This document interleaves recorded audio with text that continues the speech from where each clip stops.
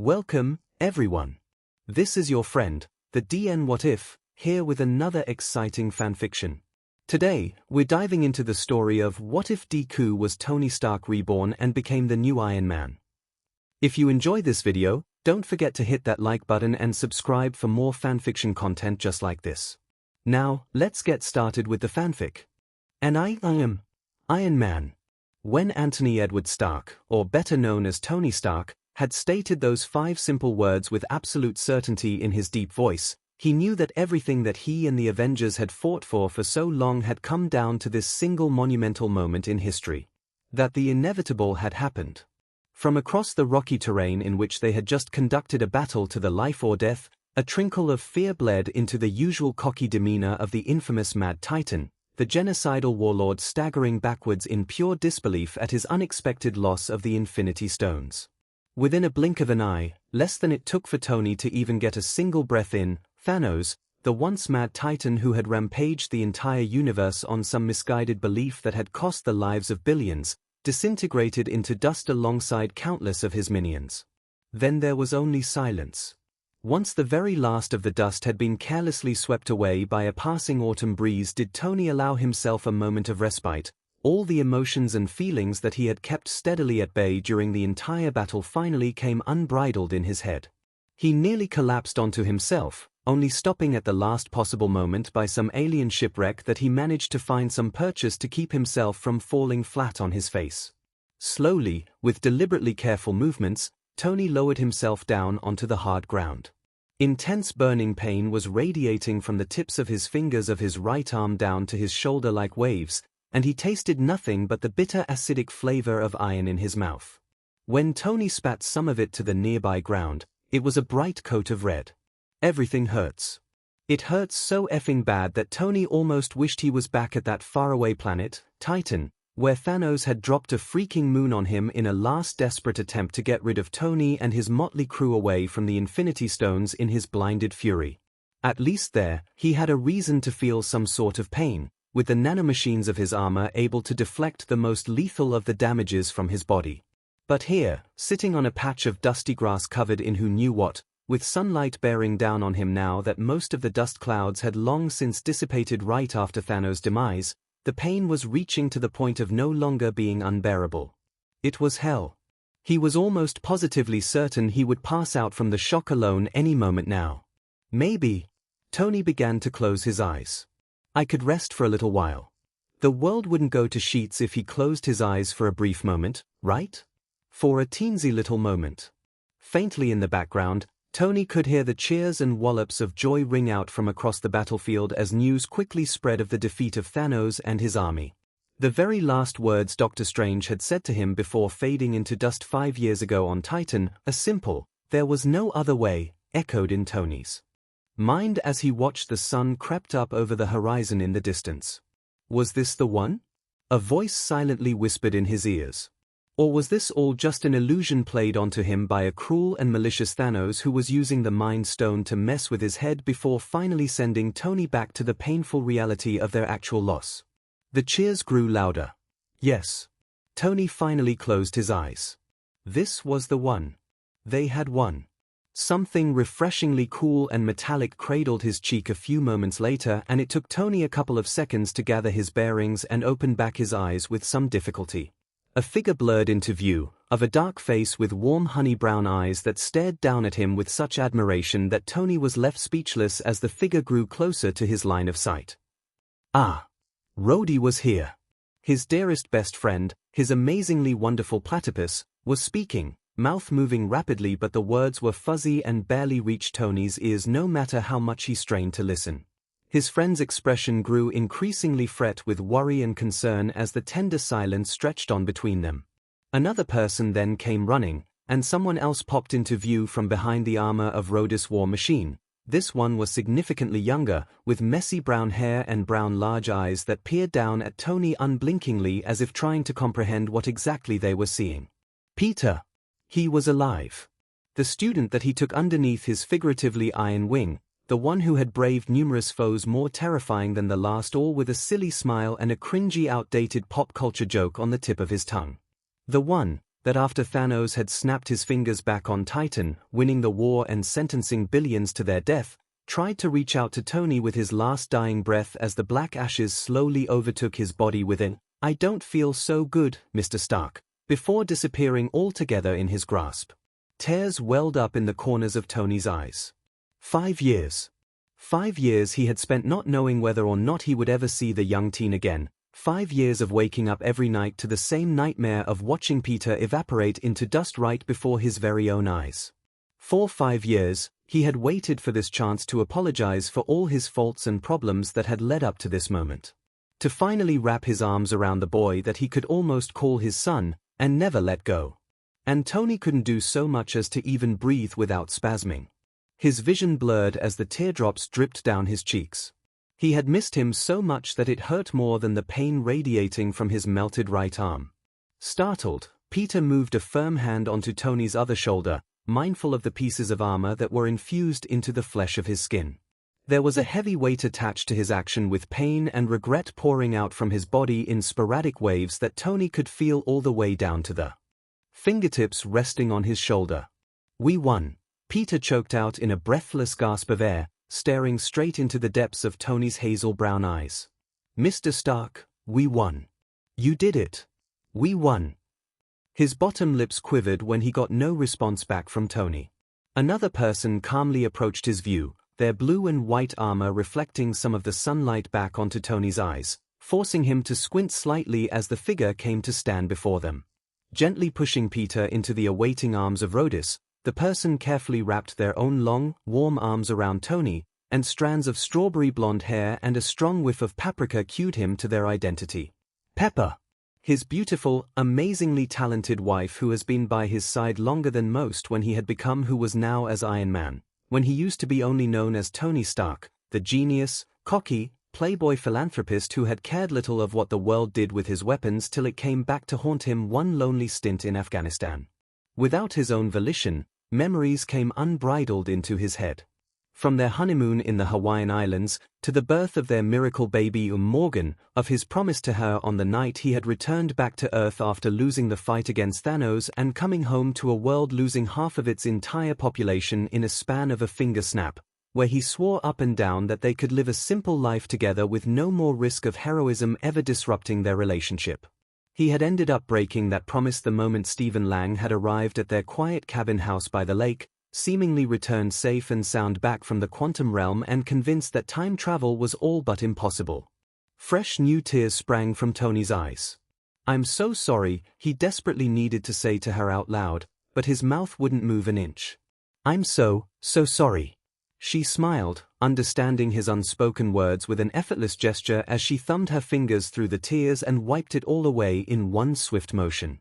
Her smile was pure and radiant like the sun beaming down on them, and Tony couldn't look away no matter how much his eyes burned from the effort. "Hey," she whispered, like she used to do during late nights when Morgan was fast asleep in her room, and it was only just the two of them wide awake and sharing a bottle of vintage red wine to go alongside with a charcuterie board that had more cheese than meat on it. He felt his lips curve a little at the memory. "Hey, Pepper," Tony managed to say through long labored breaths of air, only to cough after the last syllable had passed through his lips. His wife gently rubbed his back as the worst of it went through his body like a passing hurricane, leaving him rattled and bone-deep tired by the end of it. When he finished, she gently leaned him back onto his resting place, one hand keeping Tony firmly in place while the other drifted downward to cup against the arc reactor that still glowed, with a sickly bluish hue on his chest. It was growing fainter by the second. Pepper closed her eyes. FRIDY. For a tense minute, only silence greeted her, then the familiar synthesized voice of his AI assistant chirped her response from somewhere within Tony's helmet. "Life function is critical." Someone let out a gut-wrenching cry, and Rhodey tightened his hold onto Peter, who had now buried his head into the curvature of Rhoda's shoulder. Meanwhile, like the colonel that he was, his best friend kept his gaze solely on Tony, a soft-hearted look on Rhoda's face as he watched on with tears in his eyes. Sighing in resignation, Pepper simply nodded her head, visibly swallowing down whatever cry had seemingly threatened to escape her red lipstick-coated lips. She opened back her eyes, the soft forest green that held nothing but solid determination and peaceful acceptance for what was inevitably about to happen. "You were so amazing," she cooed, bringing her hand away from the dimming arc reactor and back onto his face, as she touched their foreheads together. The scent of her spicy perfume clogged his senses, sending dopamine into Tony's brain as he inhaled it as deeply as he could. That earned him a tiny tender laugh from his wife, and Pepper wiped a stray tear from her eyes. "We're going to be fine, Tony," she reassured him, strong conviction in her voice as she held onto his gaze. "You can rest now." Tony gurgled out a sound that he hoped translated to, "I know." Based on the way her radiant smile grew slightly wider, he knew his message had been received. Tightening her hold onto him, Pepper began to rock Tony back and forth, humming a sweet little lullaby that brought happier memories in Tony's mind as he listened to the harmonious melody. It was the same one his wife had hummed to their daughter the night after she had been born, swaddled in a pale pink blanket and crying her little heart out. One verse, and Morgan's cries quickly gave way to a happy gurgling sound as she peered up at Pepper like she hung the stars and the moon. And partially hidden in the background, Tony would watch on with nothing but pure adoration in his eyes as his two favorite people in the whole entire universe lovingly interact with one another. Slowly, but surely, Tony began to close his eyes. "They will be fine," he told himself as his vision dimmed to a thin gray line. "They will be just fine." Maybe he could rest his eyes for just a moment. A teensy-itsy little moment. And when he opened them again, he would find himself back inside his log cabin by the lake, on his nice comfortably expensive Tempur-Pedic bed with his daughter's smiling face beaming down onto him. He would then try and pretend to still be asleep only to have Morgan pester him relentlessly with her fingers, asking when he would come play with her inside her dollhouse that Tony had painstakingly built over a summer ago at her request. After some light grumbling, he would eventually get off from his comfortable bed and scoop his daughter into his arms, pressing kisses all over her face as she squealed in delight. Together they would then head to the first floor where Pepper would be waiting for them in kitchen, already in the middle of preparing breakfast that required one too many eggs, and Tony would help his wife to the best of his ability, all while Morgan chatted on about their plans for the day as she took her usual seat by the table. And they would be happy. One big happy family. "I love you 3000, Tony said softly as he kissed his daughter goodnight. She turned to him with a tired small grin as she rested her head upon a pillow, one of her teddy bears held closely within her tiny arms. "Love you 4000 more, Daddy," her voice said quietly back, and Tony's lips curved slightly at her words. He dimmed the lights as he headed out the door, stopping briefly for a moment to glance back at Morgan Sleeping's form, safe and sound from any potential threat, and Tony's own expression turned mushy soft at the scene. Tomorrow, he promised. Tomorrow he will build his daughter her very own iron mask that she could use whenever she wanted to play superheroes with her parents. For now, though, he closed the door shut and let Morgan sleep sweet dreams of robots and dollies. His little with a smile on his face, Tony closed his eyes for one last final time. Only to find himself rudely awakened by an incessant beeping sound. With a startled yelp, Tony lifted himself partially off from the ground, hands flinging about wildly in the air as his vision blurry from general grogginess and sleep crust. One of his hands hit something beside him, knocking it away with a hard clatter. Whatever it was, it at least stopped that annoying beeping, bathing his surroundings with a blissful sort of silence that was slowly luring him back to La La La Land. Yawning, Tony dropped back down onto the surprisingly soft-covered ground, snuggling his head onto an extremely squishy rock and pulling what felt like fuzzy blankets more over his body. It smelt heavenly like air freshener and lavender detergent. Something in his head clicked at that moment, and his eyes shot back open. Tony instantly regretted it a second later as the harsh rays of the sun hit him square in the face, causing him to go temporarily blind as he shielded his eyes from the intensity. Once the flashes of yellow-dotted light faded away, he opened them tentatively back again, finding himself in a bedroom, the window across from him propped open to let a slight breeze gently drift in. For a moment, Tony dared himself to believe that he was back at his log cabin by the lake, that he had survived the battle against Thanos, that he didn't witness his dear friends and wife say their last goodbyes to him as Tony closed his eyes for a final time. Almost as if by instinct, he glanced over to the door opposite the window. Any minute now his daughter would burst through the door and demand her father wake up and Play with her in her dollhouse. Any minute now.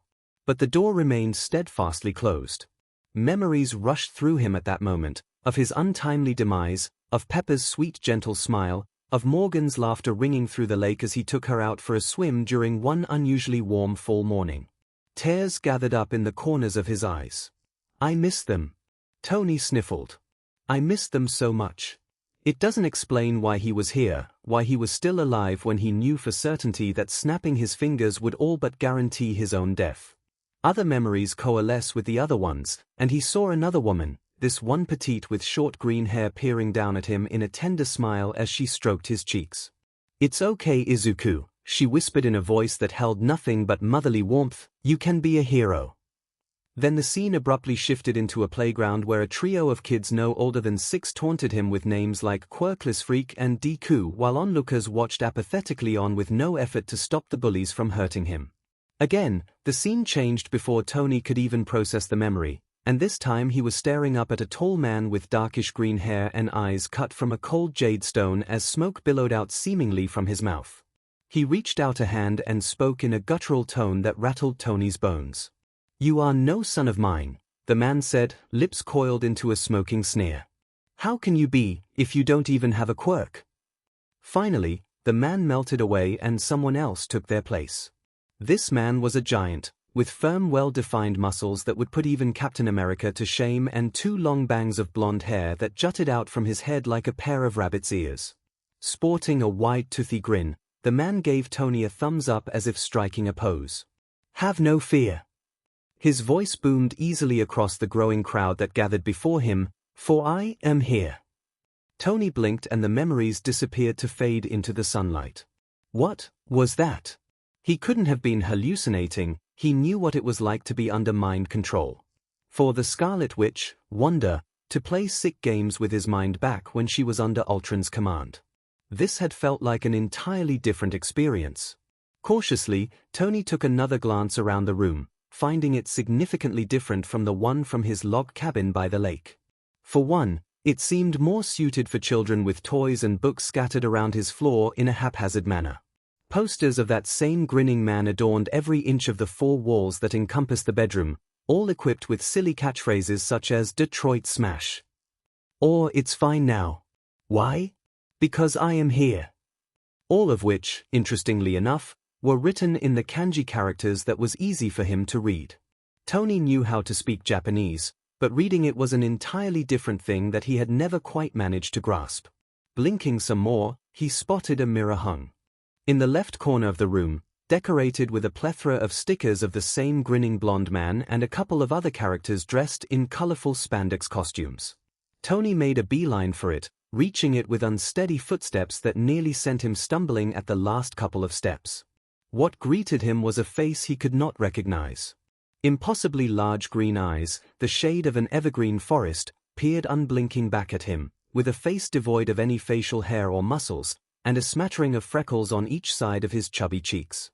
Nestled firmly above his head was a bird's nest of hair, also the same shade of green as his eyes, though some areas were shaded a little darker than the rest. Slowly lifting up a hand, Tony picked at a strand of his newly acquired hairstyle, watching in morbid curiosity as the soft curl uncoiled itself briefly for a second before returning back to its naturally curly state.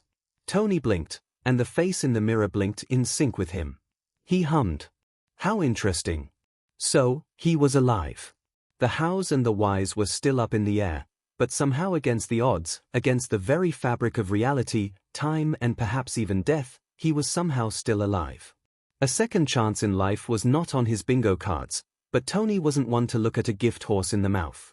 If, for some reason the universe had decided it was not done with him yet, then Tony could handle it. After all, Tony grinned softly to himself, the face in the mirror matching his expression to a T.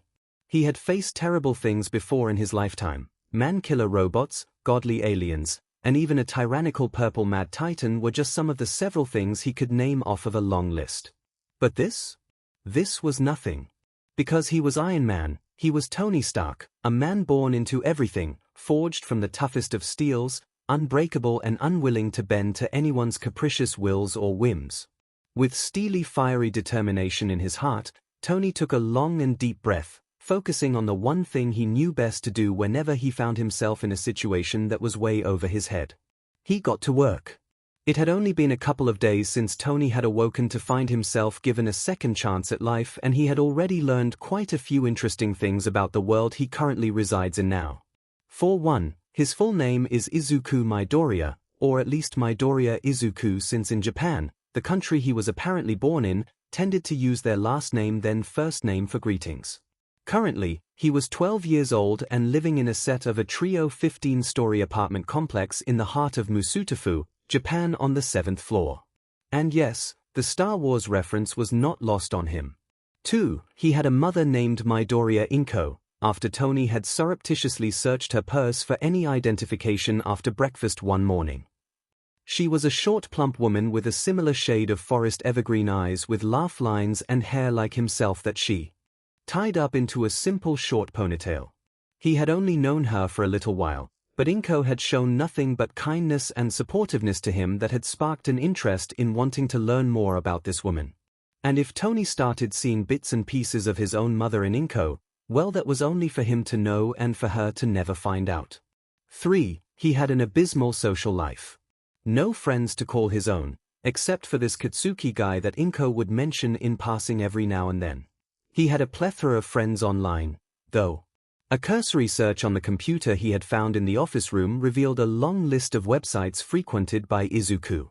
Most involved interesting topics such as heroes and quirks, superpowers that evidently a majority of the population in the world have and sometimes used in their day-to-day lives. His mother had one too, it seemed, a weak telekinesis power that allowed her to draw small objects to herself with a couple of flicks of her fingers. He had tried to do the same thing the night after he had seen her bring a cup of water to herself during dinner, even trying to say a magic word or two that had him flushing in embarrassment for how ridiculous it had sounded. Eventually, Tony had to resign to the fact that he either was one of the unlucky ones, quirkless as was the common terminology used to describe someone without a quirk, or that he did have a quirk, but it certainly wasn't telekinesis. 4. And perhaps the most pressing thing that he had discovered in this short life he had acquired, heroes existed evidently. Yes, heroes as in the ones like Superman and Batman in the comic books that Tony had kept in a storage room in the attic of his cabin, where humans of undetermined origin battled bad guys with flashy movesets and equally flashy costumes that left little to the imagination. Heroes, or in this case, pro-heroes, were those who could legally use their God-given powers freely and without any restrictions nor repercussions. A job that just about anyone with enough determination, and money in some cases, could apply for and get paid to do, with plenty of accolades and sponsorships thrown their way if they happened to reach the top 50 ranks. The very idea made Tony sick to his stomach. Heroism wasn't something to dish out like candy. It was a duty given to those who had the fortune and ability to help those in need without the need for payment or pretty much anything really. It was a civil service for the world, to be the first line of defense whenever some mad titan decided to lay waste to the planet. With a heavy sigh, Tony made his way over to the study room, the computer already powered on and a page of an article he had been reading opened in full screen. It was a short description of a villain attack that had happened last week, one of several that had managed to catch the radar of a couple news channels dedicated to covering anything involving heroism. Not much was known about the attack, other than the fact that it had been orchestrated by one serial killer known as Stain. Edge vs. Strike. Yesterday at 8:36 p.m. in Kamino, Yokohama City, the dumpling hero, Bun Bun, current hero rank 80, was attacked in one of the crowded alleyways of Chinatown by the infamous pro-hero serial killer, Stain, during one of her routine patrol with two interns. Stain had managed to lure Bun Bun to himself by a series of tricky maneuvers where he then managed to land several strikes onto the dumpling hero before the ninja hero, Edge Shot, current hero rank 9, swapped in from a nearby district to save his fellow comrade. Together, the two were able to ward off Stain until authorities arrived minutes late. Unfortunately by then, the serial killer had escaped and still currently remains at large. Local hero agencies at Yokohama City are warning civilians to be mindful when venturing out late at night and will increase patrols in certain high-risk areas. A further search on the pro-hero Edgeshot revealed a man dressed in a traditional ninja outfit with the uncanny ability to fold his body into extremely thin forms and lengths. Not much was known about the man, as it seemed that he lived a rather solitary life, preferring not to be in the limelight compared to his other more prestigious peers. Still, it had done little to deter Edshot's overall ranking in the hero system, typically seen in the top 10 if not top 5 for a good couple of years since his shining debut. Typing in the name, Stain, also revealed shockingly little of the supposed serial killer. His reign of terror had begun almost over a decade ago, and his kill count has been in the double digits since last year and had left countless others suffering from permanent life-altering injuries. The victims of his choosing were all either pro-heroes or sidekicks that Stain had deemed unworthy by some unknown metric system only privy to himself, resulting in a worldwide nation bounty on the man and an order to capture him dead or alive. Further searches of his victims showed that many had actually dealt with a shady past before or during their abruptly short tenure as pro-heroes, dabbling in minor crimes such as fraud, money laundering, tax evasion and, in a few horrifying cases, PRSTTN or illicit drag usage. Conveniently, however, each and every single crime that had been committed by these perpetrators had been oddly swept away by the Hero Public Safety Commission, or the HPSC for short, though evidence for such an accusation was proven frustratingly difficult to gather. Taking a short break, Tony leaned back into his chair, idly twirling a pen in his hand with an open blanked notebook laid out in front of him on the desk. There were dozens of these just scattered around the apartment. It seemed that Izuku had a proclivity to jot down any ideas relating to one's quirks or ways to improve their hero costumes to better suit their needs. At least, the Izuku Midoriya of this world was a lover of inventions. But that did beg the question though. Should he be a hero once again? Not to say that Tony didn't love his time as Iron Man, both the good and the bad. He had fought against some of the toughest people known to man and had come out victorious each and every single time. Well, Tony's lips curled downwards, as his gaze flickered over to his chest, remembering the dark void of his arc reactor as he had laid dying in Pepper's arms. Not the last time. The last time was a Pyrrhic victory. He had defeated Thanos, but at the cost of his own life. Something binged on the screen and a short message popped into existence from the side. Mindjack 2000, you free?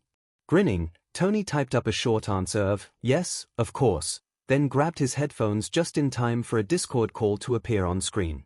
Clicking the acceptance button, he was greeted with a fan art of some underground pro-hero only known as Eraserhead, dressed in a kitty costume that his online friend shamelessly used for their profile avatar. At least they had good taste. Yo, Mindjack, Tony said in lieu of a hello as he leaned back into his chair. How are you? He had little knowledge of who this online person was, other than the fact that they typically were seen online late into the night and had a dry sense of humor that paired well with Tony's crude jokes. It was a match made in heaven. Hey, Mindjack said after a moment of silence. They sounded tired as hell, but that wasn't new given that it was almost 2 in the morning the last time Tony had checked the clock. Day was pretty sheet, his friend continued, and there was the sound of a chip bag being ripped open in the background. You. Tony almost shrugged, then remembered at the very last second that his online friend wouldn't be able to see that.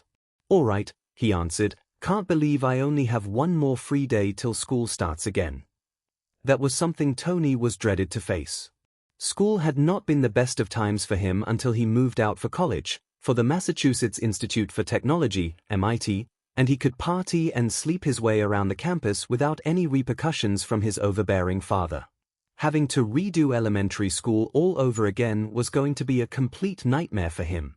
There was a sound of a snort echoing through the MC and Mindjack replied, their usual dry voice muffled from the crunching of chips in their mouth, you're telling me. I hate my classmates. Let me guess, Tony tapped the tip of his chin in mock thought. They just couldn't handle your amazing personality.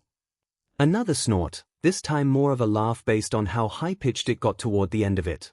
Sure, was Mindjack's sardonic response, let's go with that. They ended up chatting for the better part of the early morning, nothing in particular, but they had some overlapping interests that didn't include superheroes and quirks, which Tony greatly appreciated. He disliked how ubiquitous it was to come across such topics in the world, whether through the media or even online. Tony couldn't escape from it all. Once the hour clock reached 6, did Tony finally decide to call it a night, or morning since it's nearly dawn. Yawning, he bid his online friend a goodbye, promising to chat once more again when they have the time. It seemed Mindjack had a schedule that was just as sporadic as Tony's, before powering off the computer and trudging his way back into his bedroom with uneasy, sluggish steps. The comfy soft bed was a welcome reprieve from the dark thoughts swirling around inside his head like a maelstrom, threatening to overtake him like a hive of angry Asian giant hornets. His mind flickered from one subject to another: stain, quirks, elementary school, and even something as inconsequential as what he had eaten for breakfast the other day: miso soup, white rice, and a pair of fried mackerel, which were all very delicious. Light from the morning sun filtered through the tinted small window of his bedroom, bathing part of his bed in a golden rosy hue. His gaze drifted down onto his right arm, where only a couple of days ago it had been a smoldering hot mess of ruined metal and flesh. Where he had carried the Infinity Stones and all their magnificence glory within the palm of this very same hand. And where he had ended Thanos' life and countless more of his minions with a simple snap of his fingers. Tony shifted his gaze elsewhere. Heroes in this world were not allowed to kill, barring a few particular cases, and even then, it was only used as a last resort, and the hero that had taken the shot was villainized for their efforts. They are the judge and jury, but never the executioner. These so-called villains, that the media happened to portray anyone using their powers for nefarious purposes or by accident, were often ruthlessly captured and then sent to a correctional facility, or federal prison, where they spent a lengthy sentence depending on the severity of their crimes. Little had been done to allow repeat offenders a chance of rehabilitation. With a heavy groan, Tony closed his eyes. Tomorrow, or in this case since it's already 6 in the morning later today, he would come up with some sort of game plan on whether or not he should even consider becoming a hero again. Vigilante was an option, though considered illegal in Japan compared to their first world counterparts. Then there was the matter of money. He knew right away, based on the sort of apartment complex that he resided in, with the graffiti marks everywhere, run-down stores and windows bared with heavy reinforced steel bars, that it was in a low-income neighborhood. That meant money would be tight, and he wouldn't have access to his generous billionaire status wealth that he had abused carelessly in his previous life. In layman terms, he would have to, essentially, start from the bottom to the top. Well, Tony yawned into his pillow. I'll figure it out eventually. Not like he didn't mind a good challenge anyway. Someone was nudging a finger at his cheek. Grumbling, Tony swatted at the annoying appendage, hoping that it would stop whoever it was who had decided to come and bother him in the first place. Unfortunately for him, the person was as persistent as an enraged honeybee denied its precious pollen and kept prodding at him relentlessly, wearing out Tony's patience to a fine thin point. Can you stop? He ended up eventually snapping, causing the finger to pause mid-poke. Can't you see I'm trying to sleep here? Seriously. The audacity of some people. A smart person would have kept their mouths shut, but this person wasn't a genius apparently. Hey, a childish boyish voice called out into his ear, I want to speak to you, Mr. Stark. Tony's eyes shot open immediately, and he found to his great surprise that he was no longer in his bedroom resting on his comfortable mattress. Instead, he was on a beach. The waves colored a clear aquamarine blue with tiny silver fish dotting the surface of the water as it crashed onto a sandy yellow beach. The sky above was a dark shade of violet, twilight setting in just beyond the horizon and painting the skyline with an array of lukewarm pastel colors. And sitting beside Tony with a bright wide smile on his face was Izuku Midoriya. Seeing the boy he had become up close and personal sent a strange feeling stirring inside Tony's chest. Like looking through a funhouse mirror, the boy was significantly younger than he currently was at the moment since being woken up, at the very least 4 years old and sporting a t-shirt and shorts with the same color scheme of New Age All Might's costume. The boy tilted his head, impossibly large forest evergreen eyes glimmering with a sparkle of excitement as multicolored stars swirled deep within its depths. Oh wow, the boy said in a high-pitched voice that spoke of awed at the person he was staring at. You look so much cooler up close. Well, that I better, Tony found himself saying automatically back in response.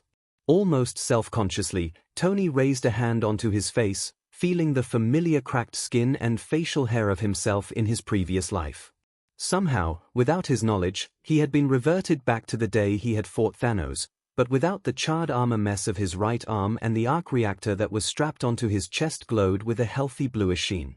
For a long moment, neither one said another word. Izuku seemed content on staring up at him in wonder while Tony marveled at the feeling of being back into his old body, like jumping into one of the Mark series suits and cruising around LA with Red Hot Chili Pepper blaring through the speakers of his helmet. So, Tony eventually broke the silence that had fallen between them. "You're..." The boy's smile grew even wider. "Midoriya Izuku," he confirmed Tony's suspicion. A short pause as Izuku seemed unable to formulate a coherent sentence without squealing his little heart out. "And you're Tony Stark. The Iron Man, right in the flesh." Chuckling, Tony flashed a pose. "The one and only." The little green-haired kid reminded him dearly of Peter, nothing but a big old ball of energy and rushed questions that would put most people into a concussion based on the amount of word vomit they could spew out within a minute. "Tell me then, Beansprout," Tony's newly christened nickname for the boy that had him squealing again in delight, "where are we?" "Oh." Izuku took a look around as well, as if now just realizing it himself that they were currently sitting on a beach. The stars within his eyes seemed to swirl intensely for a brief moment. "I don't know, Mr. Stark," the boy admitted, sheepishly glancing back at him. "But it looks like we're in some sort of space that is bordered between our reality and dreams." Izuku then rubbed several of his fingers over his chin, muttering more in a low voice that Tony couldn't catch in the slightest no matter how hard he tried to strain his ears. Blinking, he took that minute to comprehend what the boy had said as Izuku continued muttering to himself. A space between dreams and reality sounded oddly specific and fantastical. A bit like the mental visions Wanda had given to him during their first encounter in Johannesburg, South Africa. "Mr. Stark." Tony glanced down to find that Izuku had finished his mumbling and was now peering up at him with evergreen eyes wide in concern, the stars within a kaleidoscope of bright flashes of light. His heart twanged a bit at Mr. Stark. Peter used to call him that. "Is everything all right?" Izuku finally asked, wringing the bottom of his shirt in a nervous manner. "Did I do something wrong?" implying that it was a common occurrence based on the cautious tone of his voice, and made another twang in Tony's heart again, because there was no reason for the kid to ever consider thinking something like that about himself. But Tony remembered the man with the smoking, sneering mouth. "No, Beansprout," Tony sighed out, shifting his body to get more comfortable on the sandy yellow beach. Tiny rocks and broken seashells dig into the back of his legs. Anakin Skywalker was right to not like sand. It's coarse, rough, and irritating on the skin. He gestured for Izuku to come closer, and the boy did after a brief moment of hesitation, eyes flickering down to Tony's spread arms and up back to his face, the stars dimming in hue. Once Izuku nestled his head against the solid mass of muscles that was Tony's chest, did Tony speak up once more again, elaborating a bit on his curt answer. "You did nothing wrong, kid," he reassured the young boy. "It's just not every day you wake up in someone else's body." He still wasn't used to the sensation of being alive again. And in a drastically younger age too. Izuku hummed into the fabric of his shirt but remained surprisingly silent. His body was so small, Tony could easily sling him over his shoulder with one arm alone, but that made it all the more reason for Tony to be gentle with his words, lest he scared him. Morgan was in a similar predicament. She hadn't always been the zesty, courageous girl that demanded things from her parents. She used to be quite shy and meek till Tony and Pepper were able to manage to bring their daughter out of her shell bit by bit. The thought of his daughter brought a small smile onto Tony's face. "Wanna hear a funny story?" he ended up asking. Izuku stilled for a moment, then lifted his head so fast that he nearly clipped Tony's jaw with his head. "Of course, Mr. Stark."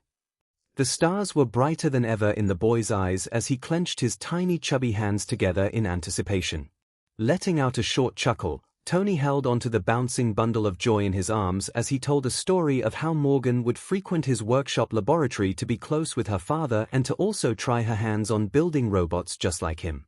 He had eventually given in to her puppy dog eyes and allowed her to use a blowtorch, with proper safety equipment on, of course, for the first time in her life. To say that Pepper had been cessed when she found out a day later would be the understatement of the century. All the while Izuku listened raptly with a big toothy smile stretched across his cheeks, laughing a full belly laugh as Tony added a little extra silly facial expression for some of the more hilarious moments.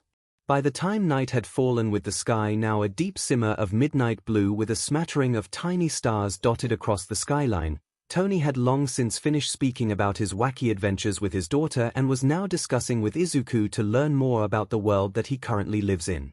So, people really get all hot and bothered for these heroes, Tony said as he uncrossed his legs.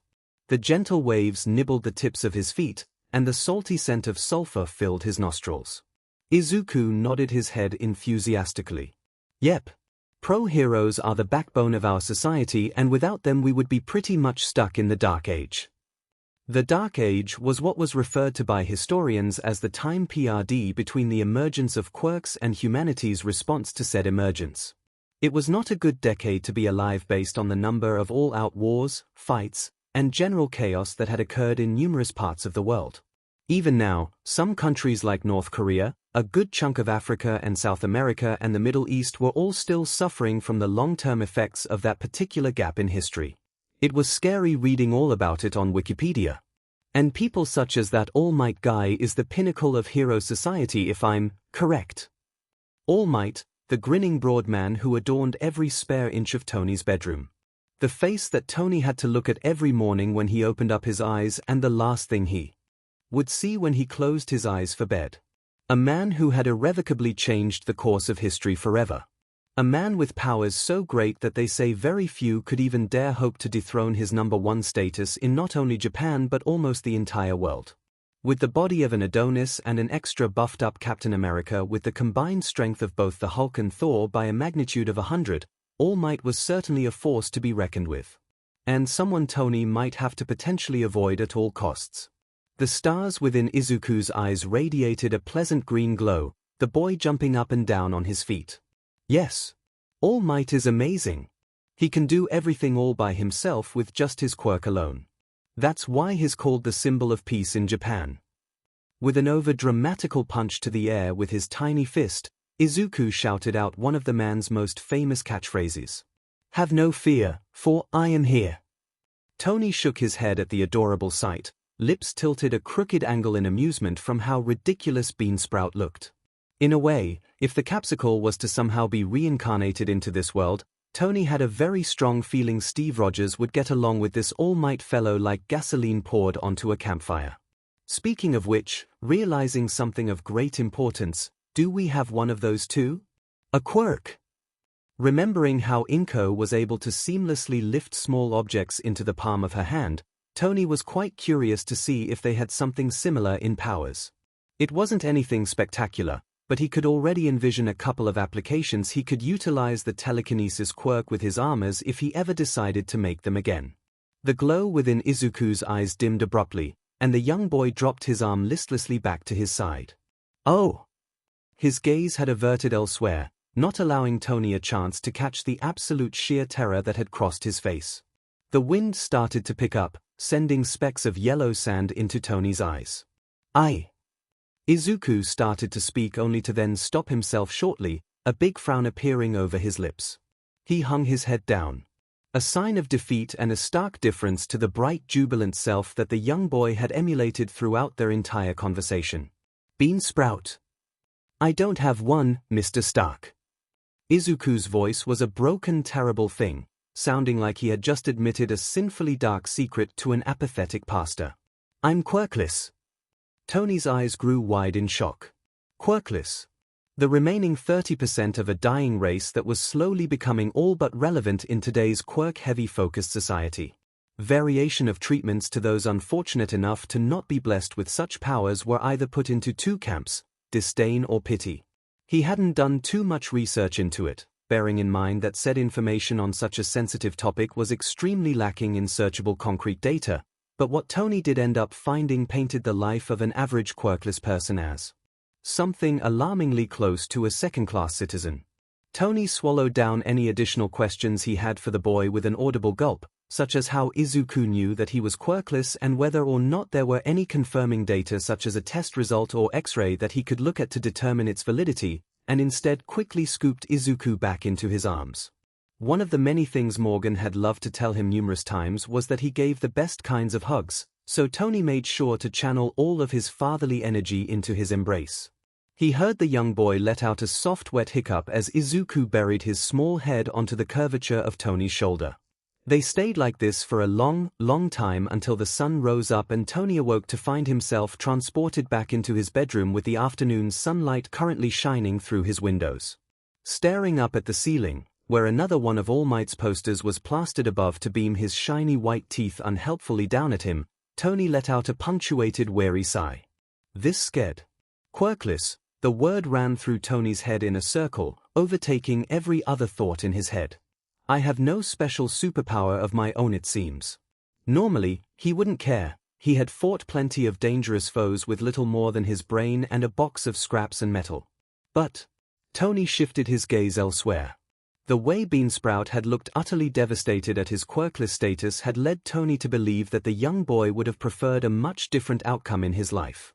Being quirkless should not have been considered a death sentence in this world, and yet the invisible noose that looped around Izuku's neck was all but a premonition of his inevitable lackluster future.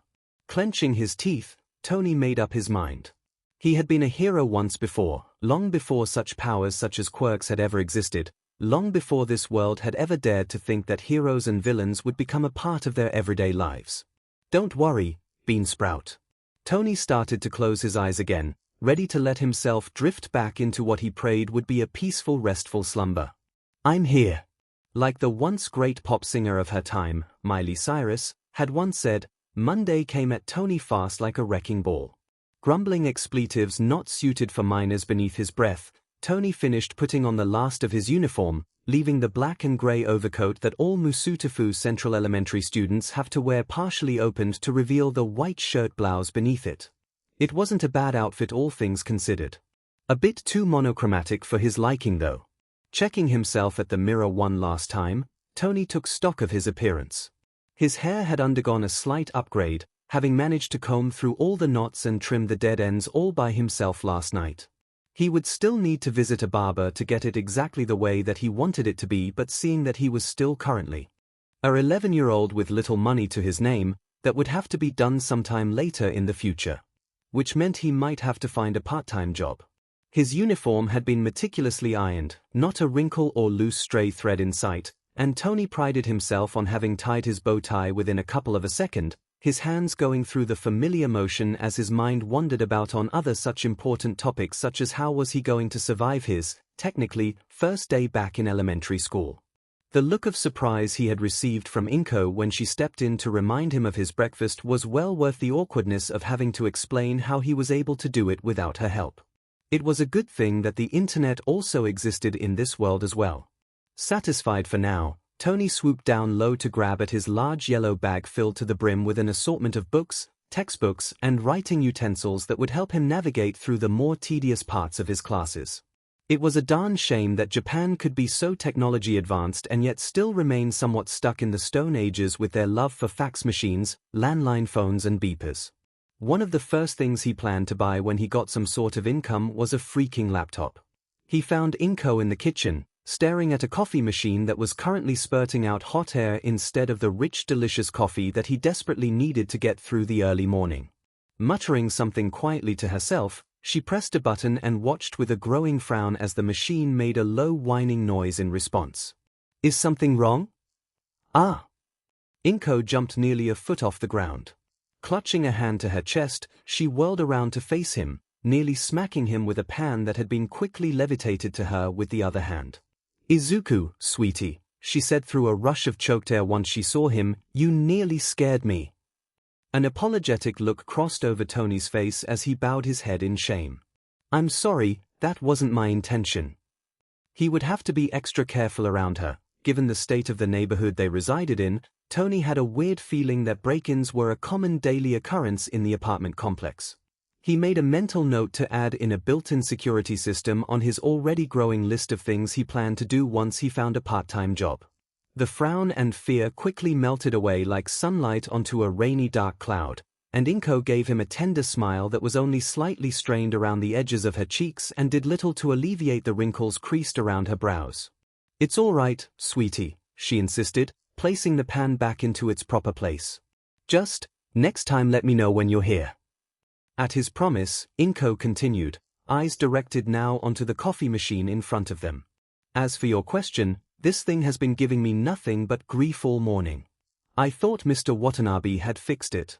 But she gave the thing a disappointed sigh, like it had personally offended her and her ancestors. Apparently not. Tony glanced over at the machine, mind racing with possible solutions. I can take a look at it, if you want. The words came out before he could stop himself. Inko stuttered, evergreen forest eyes widening in what he interpreted as a mixture of surprise and slight apprehension at his request before narrowing down a little in suspicion. He had seen that sort of look before, though in this case, he assumed the woman hadn't meant to not mistrust her son's own words.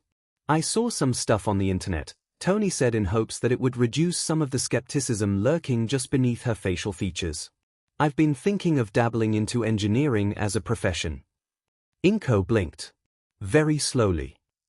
You don't want to be a hero anymore. Oh. Internally, Tony cringed to himself, realizing that he might have made a grave mistake. At least it explained all the All Might posters. But from what he could infer from Izuku's own admission of being quirkless, the probability of him actually becoming a hero was already slim to none. After all, the last time he had checked, Japan currently had no quirkless heroes in their roster. I mean, bringing a hand up to nervously rub the back of his neck, Tony tried to think of a suitable response. I still want to be one, but I figured it's good to have options, you know. There wasn't any law that said he couldn't build himself a hero suit. For some reason, Inko stared at him long enough for it to grow slightly uncomfortable before shifting her gaze onto the clock hung up above the television screen in their tiny joint kitchen living room space. Okay, she said, tone devoid of any emotion he could decipher, we still have some time before your classes start anyway. Breakfast is on the table, and you know where the toolkit is, right?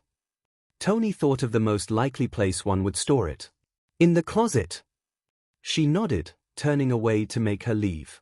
I'll go and get ready then. After she went into her room down the hall, Tony let out a quiet sigh of relief. That was a close one. He wiped the sweat off his brows.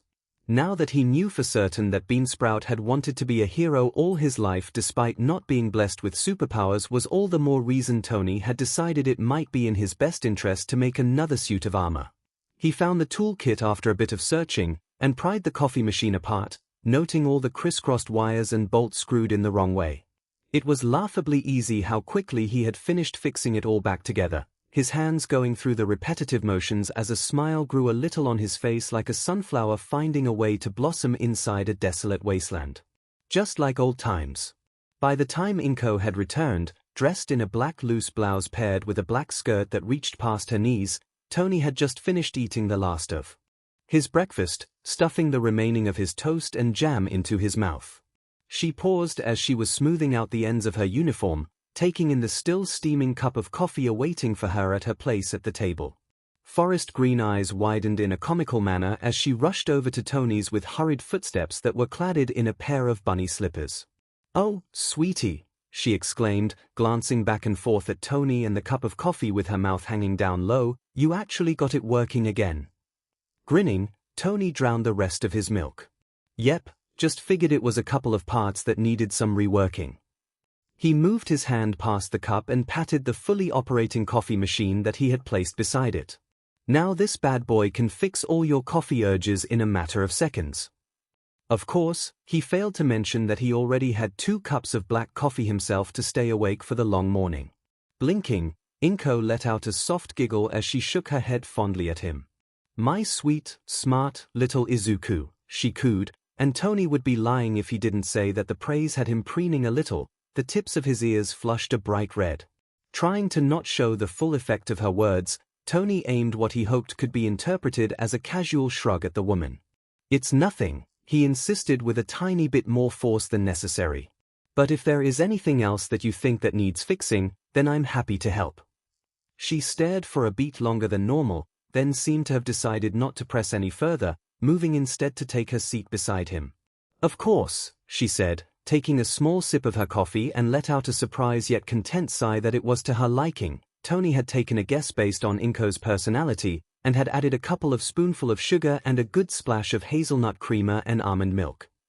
We should hurry though, Otherwise we might miss the 7:01 bus. They talk as she scoffed down her breakfast.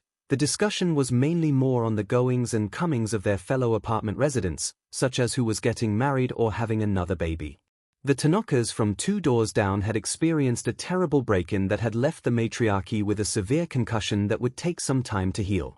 Inko expressed her desire to invest in a better home security system that fueled Tony's determination to create one himself for them to use sometime in the future. He had already seen the number of locks and bolts that made up their front door. It wasn't normal.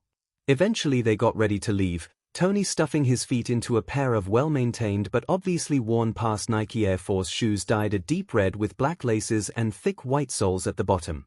He could tell it had been a pricey purchase given how the rest of the shoes placed on the racks were nowhere near the same quality or brand as the ones on his feet. Outside, the air was chilly but not to the point of being unbearable. The streets are semi-barren with a couple of people also dressed in their business clothes or school uniform heading to their respective destinations as they stare at their phones or talk with their friends. So far no one had looked completely abnormal. Save for a high schooler whose head resembled that of a king cobra snake, their slit eyes shaded an eerie yellowish green, Tony had expected to see a wide array of characters that would put the Hulk to shame on his way to school. Then again, Tony had seen his fair share of unusual people in his previous life, from a talking raccoon that spoke in a snarky Brooklyn accent, to a blue-skinned woman who was made with more metal and wires than blood and bones. So, maybe he had sort of expected something along those lines. The 7:01 bus came well on time by a minute, and the two boarded after a pair of junior high schoolers with bunny ears poking at the top of their heads. Japan's metro system was much better than what Tony had experienced back in LA and New York and used the window seat he had managed to grab in the nick of time with Inko as a way to gain better access to the world around his neighborhood. A concrete jungle lined with family-style restaurants and big-name brand stores such as Uniqlo and Muji lined the streets on both sides of the bus, complete with a Starbucks and a Family Mart camped every other block. They stopped briefly 3 bus stops away, and a woman dressed in light blue scrubs entered and took a seat across from them. Tiny purple spikes cover every inch of her skin, most centered around her face and neck. When they made eye contact, the spikes puffed up in indignance and Tony quickly averted his gaze away. Eventually they came to their stop. The large white and grey building that was Musutafu Central Elementary School was a sight for sore eyes, with the only greenery in view being the semi-spacious courtyard that housed a couple of cherry blossom trees and half-dead shrubs. "You'll be okay, sweetie?"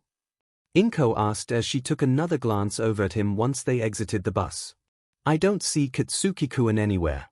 Maybe he's inside already." Tony doesn't respond, too busy staring at one of the students whose neck is long and bendy like a giraffe. "I wonder if she has to bend her head every time she walks past through a door," Tony wondered as the student entered the courtyard with her friends. "Izuku!" "Sheet!" Tony glanced back up at the woman to find Inko staring down at him, a worried frown on her face. "Sorry about that," he quickly said before she could open up her mouth. "I was just distracted, that's all." How could he not stop and stare at all the fascinating things that capture his attention? Inko pressed her lips together, a hint of doubt appearing in her expression as she tucked a loose strand of green hair away from her eyes to behind her ear. "Okay," she relented, shrugging her shoulders. "School is about to start soon." And, as if on cue, a bell rang out. Throughout the courtyard, sending dozens of grey and black uniformed students clambering up the steps in a rush to enter the building. "I will be working late today, so let me know when you are planning to head home or maybe staying over at Katsuki-kun's place." The last part was worded almost like she was hoping that he might choose the latter option, and Tony did his best to not show any visible reactions, only giving Inko his best dazzling smile. He remembered Katsuki, the blonde spiky-haired kid who was loud and obnoxious as was his God-given quirk, explosion. And also apparently absolutely hated Izuku's guts. "Of course, I'll inform you of my plans." Another stare, this time longer than a full minute before Inko slowly nodded her head back in response. "Okay." She reached over and pinched his cheek, eliciting a small yelp from Tony. "Have fun in school, sweetie." He watched her head the opposite way, heading to her work in some insurance office for villain incidents somewhere in downtown Musutafu before turning to the direction of the school. As he headed up the stairs, a strange feeling stirred within his stomach like he drank a bottle of hot sauce for breakfast. Was it nervousness about starting school again? Or was it something else entirely different? His feet somehow had guided him through the hallway, up another flight of steps and up to the front of a wooden door with a plaque above reading, Grade 6 Classroom A. Stifling a heavy sigh, Tony swallowed down the lump lodged inside the back of his throat. Great, he grumbled to himself as he slid the door open and found more than a dozen or so faces peering back at him as he stepped through, and shut it closed behind him. I'm late. Midoriya Izuku, a tired irritating voice like nails over a chalkboard drawled up at the front, and Tony directed his gaze onto a tall man that he presumed was the homeroom teacher for his class. He was not only tall, but sported a long pointy nose that did little to hide the sneer he was currently giving to Tony, with his greasy chestnut orange hair slicked back with the front ends parted to the side of his face. Is there a reason as to why you have decided to come into my classroom 3 minutes late? Snickers rippled across the classroom, but Tony pointedly ignored it. It would take more than a couple of snide comments to get underneath his skin of iron and metal. The teacher arched an unimpressed brow, clearly waiting for his response, and Tony decided right then and there to let loose a little and have a bit of fun at the man's own expense. I'm so sorry, Sensei, overly exaggerating the proper title for his homeroom. More snickers erupted, and the man's sneer deepened. But I just couldn't help but enjoy the scenery today. Have you taken a look outside the window? Not that I expect a man of your caliber to have time to do anything but grade papers and harass students, you know. By now the homeroom teacher's brows were currently way up high above his wrinkly spotted forehead. Is that so? He said, right eye twitching a little. Then we can discuss more about your tardiness during lunch hour. Some of the students let out a couple of oohs at his possible detention, but Tony knew when he had won a battle, and took the words as a final dismissal, weaving his way through the chaotic mess of students and strewn backpacks to find his desk several rows away from the front of the room and beside a set of clear windows that overlooked a construction site. Annoyingly, a few late stranglers came into the classroom not a minute later, and all the homeroom teacher did was give them a light warning to not do it again. Favoritism at its finest. Now then, the teacher marked something on his desk before turning his full attention onto the classroom, instantly quieting down the chatty students without saying a word. There are things you must know about this term if you are planning on getting into a good junior high school next year. Try as you might, but I won't be surprised if most of you end up at Aldera Junior High. As he droned on about the importance of one's grade and extracurricular activities, Tony zoned out, mind occupied with other important matters such as the delicious lunch Inko had graciously packed for him in a cute All Might-themed bento box. The hours flew by with relative quickness, and before he knew it, it was already time for lunch, the bell ringing again to signal the change in schedule as the students started to stand up from their seats, chatting excitedly amongst themselves as they grabbed their own specialized bento boxes. Some began to head over to the cafeteria, which was located downstairs in the main hall or outside where the sun provided ample warmth and light to combat the brisk cold of April's capricious weather. Tony moved to the rest of the students shuffling through the doorway when he was rudely stopped by a lanky brute with spiky blonde hair and piercing red eyes. Said eyes stared at him with such disdain that Tony was momentarily taken aback at how much it reminded him of Thanos during their last encounter on his home planet, Titan. Flanking on each of the blonde boys' sides were two other boys, one short and round with red scaly bat wings on his back and the other long and skinny with abnormally elongated fingers that grew a couple of more inches within seconds. Oi, the blonde boy said, a rough voice that easily cut through the chatter in the room, Deku. The name does something funny in Tony's chest, and he scowls back in return. Deku, meaning useless, stemming from the word Dekunibu or someone who can't do anything. A derogatory nickname given to him by one Bakugo Katsuki, his ex-best friend. Who needs enemies when you have friends like him? Tony's scowl deepened when he noticed the remaining students left inside the classroom had stayed behind to watch what they were hoping was going to be an inevitable fight between them. Even the teacher who had taught their English class from last PRD took one look at the both of them and headed out the door without so much as a second glance, their arms stuffed to the brim with essays and assignments. Not wanting to wait any longer to eat his delicious meal, Tony made a show of looking around the room before pointing at himself. You're talking to me? He asked flatly. 'Cause I'm kind of in the middle of something here. Apparently, that was the wrong thing to say as Bakugo's eyes narrowed sharply in retaliation to his words, the palms of his hands glowing dangerously bright with tiny orange sparks and black smoke. Explosion was a terrible superpower to give to an elementary school kid. What the hell did you say, shitty Deku? Tony scoffed. Seriously? Don't tell me you're as deaf as you're as dumb? Not a good look for you, Porcupine, taking absolute delight in the way Bakugo stuttered at the newly christened nickname Tony had dished out for him. I don't like repeating myself twice. It wasn't like it wasn't a bad choice of name. The kid's hair seriously reminded him of the spiky mammal. Before Bakugo could resort to violence, given that he was now emitting black smoke from both of his hands, another voice roughly cut in, this one significantly older and sounding very much annoyed at their disruption. I suggest, Mr. Bakugo, their homeroom teacher appeared from the door, quickly approaching them with long strides as his face barely contained his disdain for them both, that if you want to discuss something private with Midoriya that you do so outside of the classroom.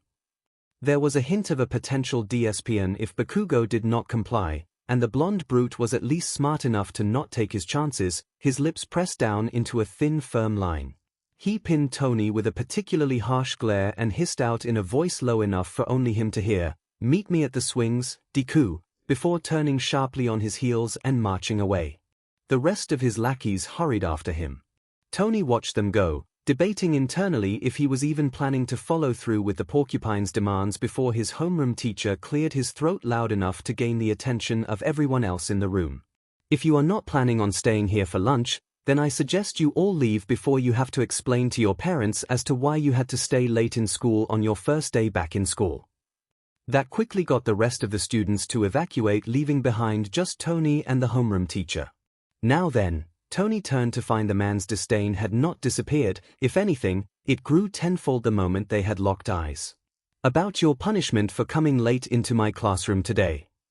15 minutes later, Tony left the room with a dark cloud hanging over his head, his appetite a thing of the past as he stomped through the barren hallway, uncaring about his surroundings. He has cleaning duties for the next 2 weeks. And the DMN homeroom teacher had decided it would be fine if he did it all by himself. The man had started a war, and Tony intended on winning.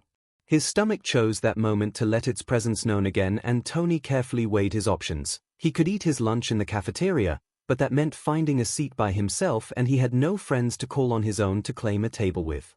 The bathroom was out of the question due to sanitary reasons, and he certainly did not want to go back into the classroom where his homeroom teacher was no doubt still lurking about inside there. That left him with one last place. Sitting beneath the shade of a gnarly-looking oak tree, Tony took another bite out of his bento box, savoring the delicious, crisp chicken Inko had graciously made for him for lunch. All around him, children of various ages played together or alone in the rocky field that was their playground. Some were using their superpowers to play soccer, kicking the ball far harder and faster than most athletes could ever dream of doing back in Tony's previous world. One of them kicked the ball hard enough to let out a tiny sonic boom as it entered the goal post with a distinct clank and bounced off the railing. He was almost done eating when a dark shadow crept up on him, and Tony looked up to find Bakugo looming over him, his lackeys not far behind. The boy clenched his hands into smoking, sparkling fists. "Shitty, Deku," he growled, red eyes zeroing in on Tony's face, "I told you to meet me by the swings." Resisting the urge to roll his eyes, Tony gestured down to the opened bento box on his lap. As you can see, Porcupine, grinning triumphantly when the nickname caused said boy to bristle like the animal, "I'm kinda eating here. If whatever you want to say to me is so important, then I'm sure you can wait till after school is done." Hopefully, Tony would have managed to have evaded them by exiting out from another backdoor entrance. For some reason, Bakugo stilled, ping his head at Tony like he had suddenly manifested 2 heads as his hidden quirk. Tony tensed in anticipation of an outburst. "So that's how it is," he muttered low to himself but loud enough for Tony to hear every single word. "One measly spring break and suddenly you've grown a diamond's spine the moment you get back to school." Bakugo pressed a hand into the open palm of his other hand, a miniature explosive boom echoing loud enough to draw eyes onto them. "Well, that won't do. That won't do at all, shitty Deku." In the depths of his red gleaming eyes was the promise of something terrible, a promise of a world of pain and hurt, and if Tony had been anybody else, he would have cowered in fear. But he was anything but anybody. He was Tony Stark. And Starks never backed down. Standing up, Tony calmly shut the lid of his bento box. The blonde kid had a few good inches on him, but that didn't deter Tony from posturing up to his fullest height, forest green eyes hardening like cut pieces of a jade stone from the finest manufacturer. If Bakugo had expected him to remain compliant and fearful, then he didn't show his shock, only deepening the scowl on his lips. The rest of his lackeys, though, took a cautionary step back. "I'm only going to say this once, Porcupine, so pay close attention," Tony said, his voice steely and carrying easily through the hushed silence of the playground. Everyone was watching them. "If you know what's good for you, you would back down right this instant. I'm not the same Deku that you think I am. I'm not going to take your bullshit anymore." The curse had Bakugo widening his eyes, his lackeys also dropping their jaws in surprise. "So, let's just let bygones be bygones and put this all behind us, huh? Be the bigger person." Not really expecting a response nor wanting to stay any longer, Tony turned sharply on his heels and began to walk away, the crowd of students that had gathered around to watch parting ways for him like Moses did to the Red Sea to help his people escape Egypt. He had only managed to get a couple of steps in when the sound of an enraged growl pierced through the air. "The F you mean, shitty quirkless Deku?" Heavy footsteps quickly made their way over to him from behind. "You think you can tell me what to do?" Without any warning, a hand shot out and grabbed Tony from behind, and something hot was pressed roughly through the fabric of his clothes, burning past through the flammable material and burning his skin like he had gotten hit with a full blast of Thor's destructive lightning bolt from his hammer. The sickly sweet scent of burning flesh permeated his nostrils. Tony yelled. "Oi!" Bakugo's voice was dangerously close to his ear and the sound of crackles was deafening. "Answer me!" Something snapped inside Tony, something deep and primal, and full of rage as he turned around, pivoting smoothly on the ball of his feet as he landed with startlingly accuracy a well-aimed and highly unexpected punch onto Porcupine's smug ugly face.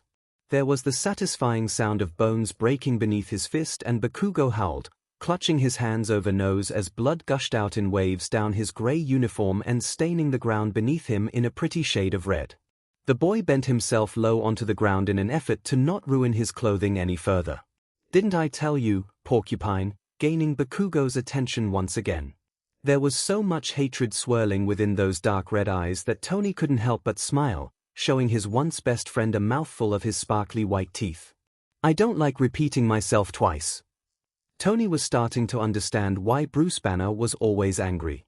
People were idiots. The taste of victory was still very fresh inside Tony's mouth as he and Porcupine waited in the small office that belonged to the principal of the Musutafu Elementary School.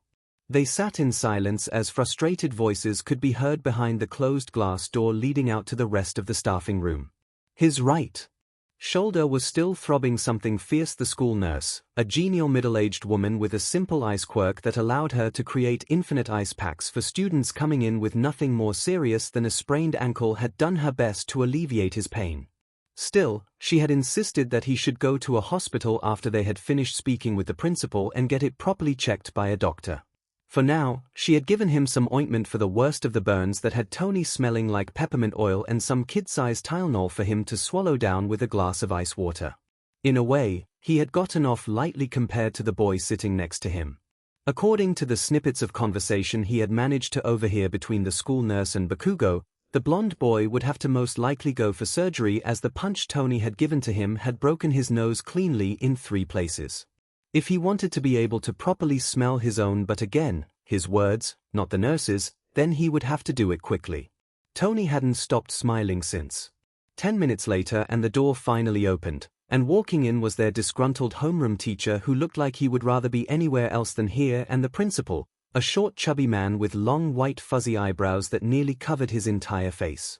Tony briefly wondered if it had any relation to the man's possible quirk. The principal took his seat in his designated spot behind his desk while their homeroom teacher remained by the side of the door, enough to allow the man to see them both but also not allow them a chance to exit out the room without running into him. He had his arms crossed and leveled a sneer at both Tony and Bakugo, the latter of which grumbled, his brows scrunching around the copious number of bandages and gauzes that cover his broken nose.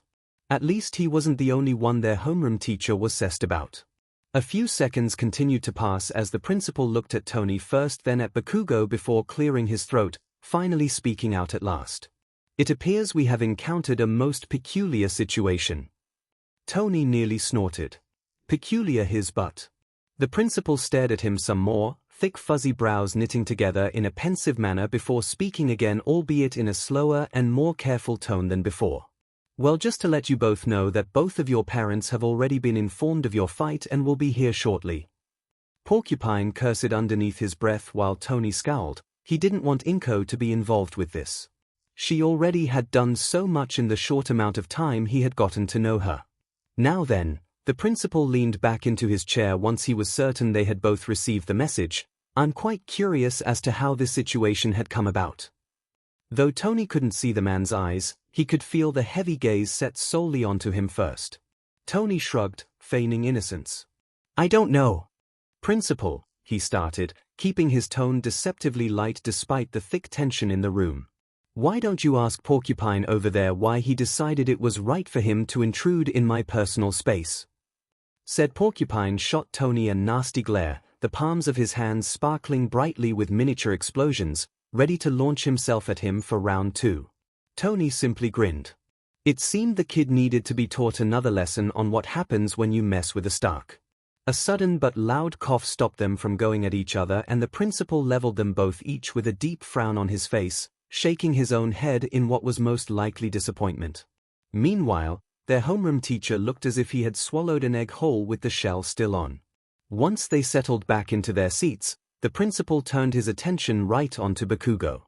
"Is this true, young man?" he asked. The blonde boy seethed in his seat, dark red eyes flickering between the principal and Tony before averting down to the floor. A sign of defeat. "Yeah," he growled out through clenched teeth.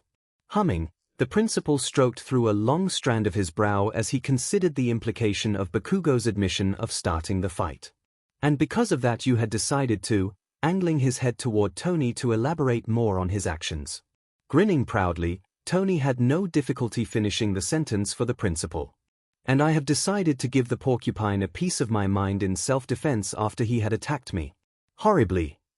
Then, as if to seal the deal, Tony carefully lowered the top of his shirt, revealing to the world the nasty wound Bakugo had so kindly had left for him. Based on how the man had paled significantly and the way their homeroom teacher hissed underneath his breath that it wasn't a pretty sight. "I didn't do shit." The blonde boy exploded in a fit of rage, no longer able to control his temper. Though the heat of his words came out slightly muffled due to his broken nose.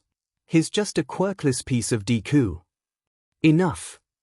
The thick brows had parted ways to reveal a pair of cool blue eyes that shut Bakugo up in an instant.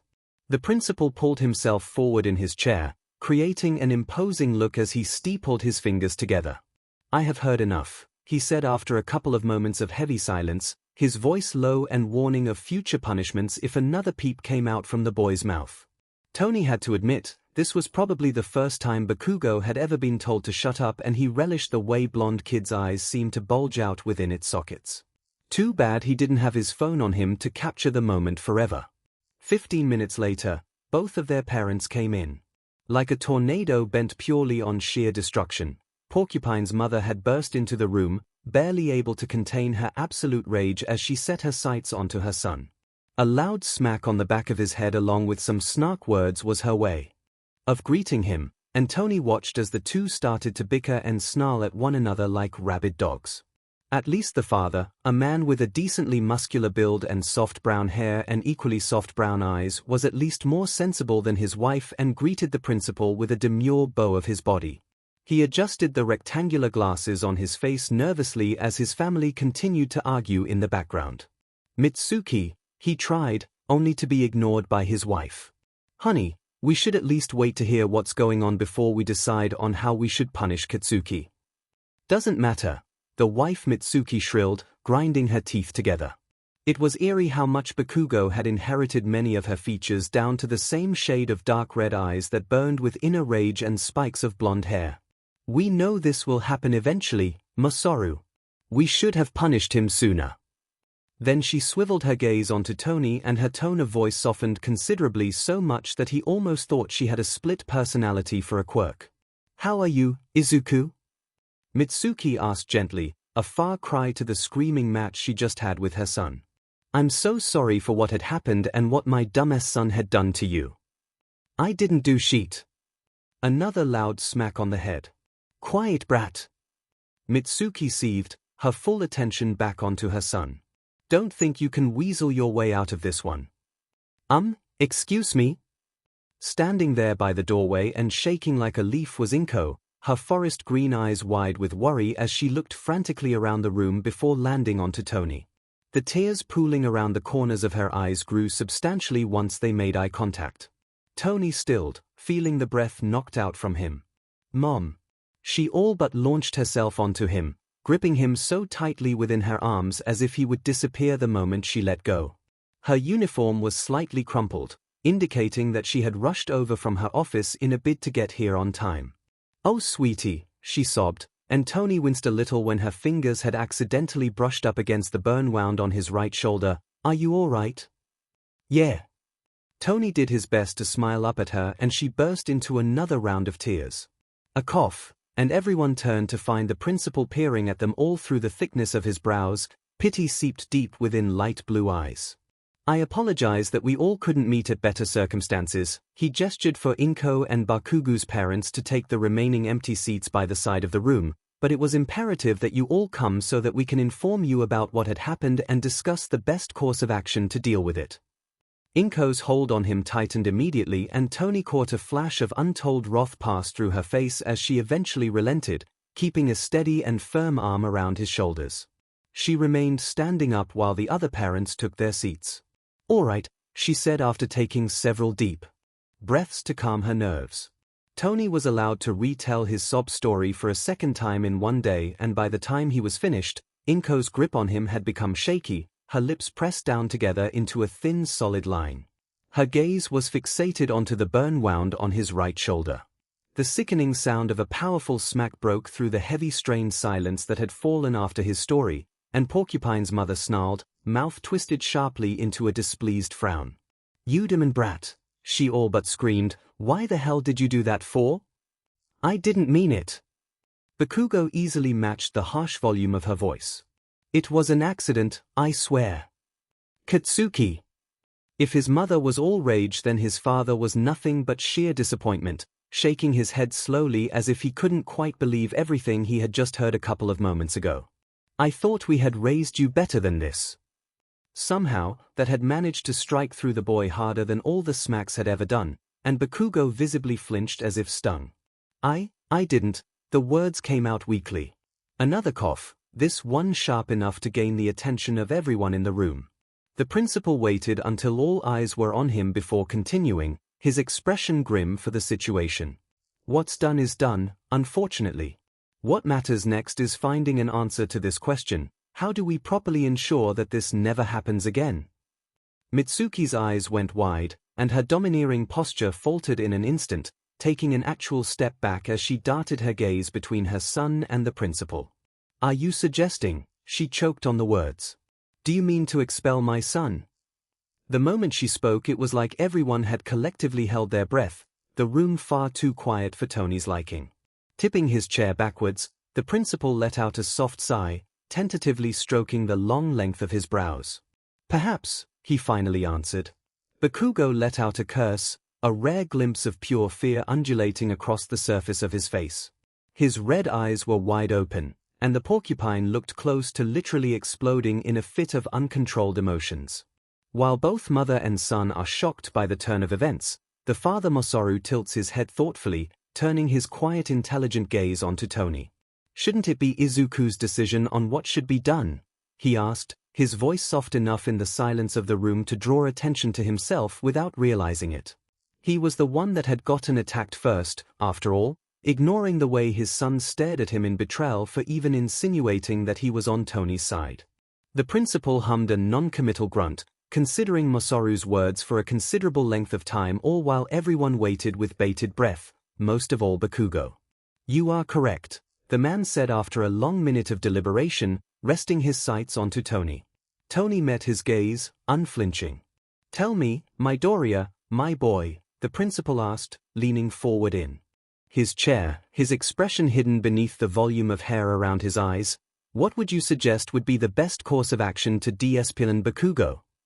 It wasn't lost on him as to why they were giving him such an option.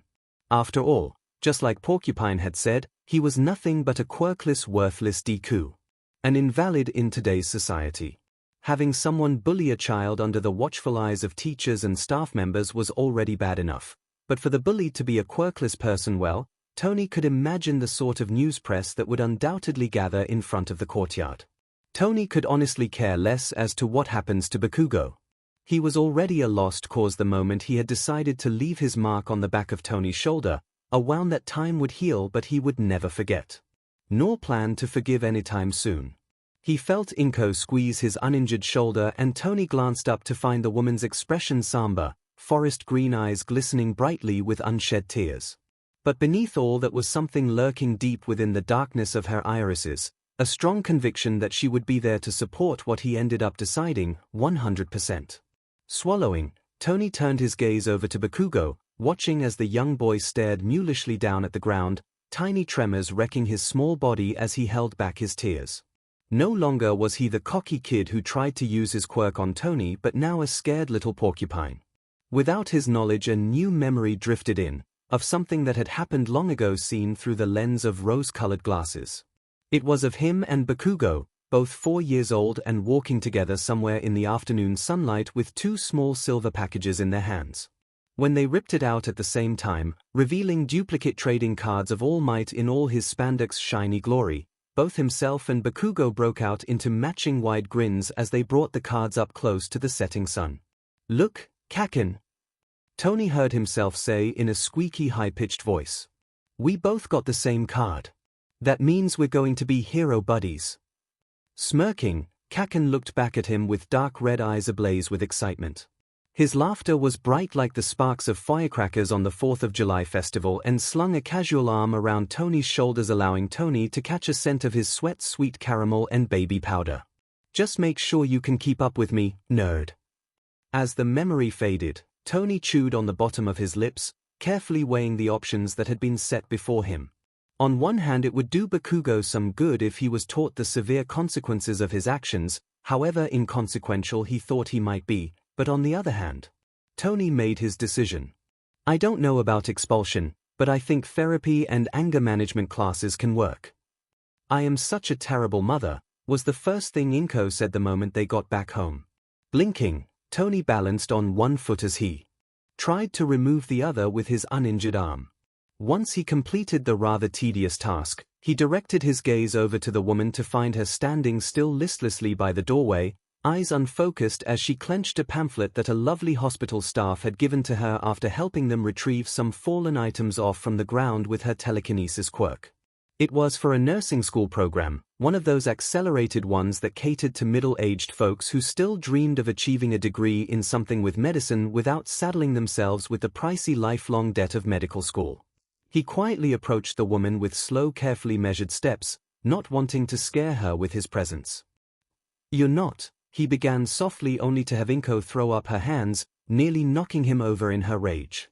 Yes I am, she lamented, unconvinced of his words as she shuffled over to the lime green couch and collapsed in a slump on one of the plush seats. Covering her face with her hands, Inko's body rocked sporadically with silent sobs.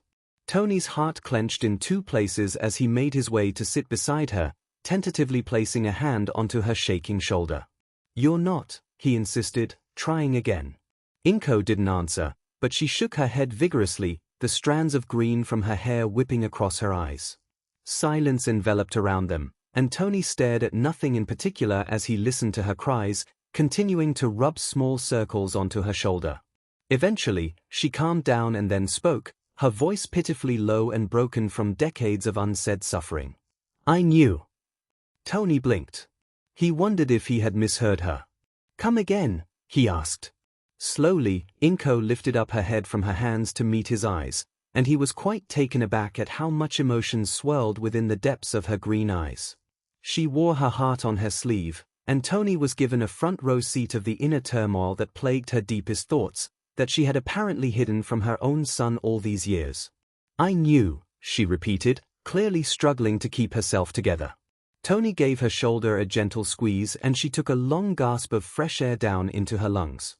"I knew something was wrong, that you weren't as happy as you used to be. I knew that you and Bakugo had not been getting along well ever since your diagnosis." Tony winced at the word. Quirklessness should not be considered something so life-changing, and yet in this world, it might as well be. Inko then swallowed deeply. "But I had never imagined that it would be this bad. That it would end up like this. I knew he was always a little rough around the edges due to his quirk and Mitsuki's upbringing, but to actively hurt you."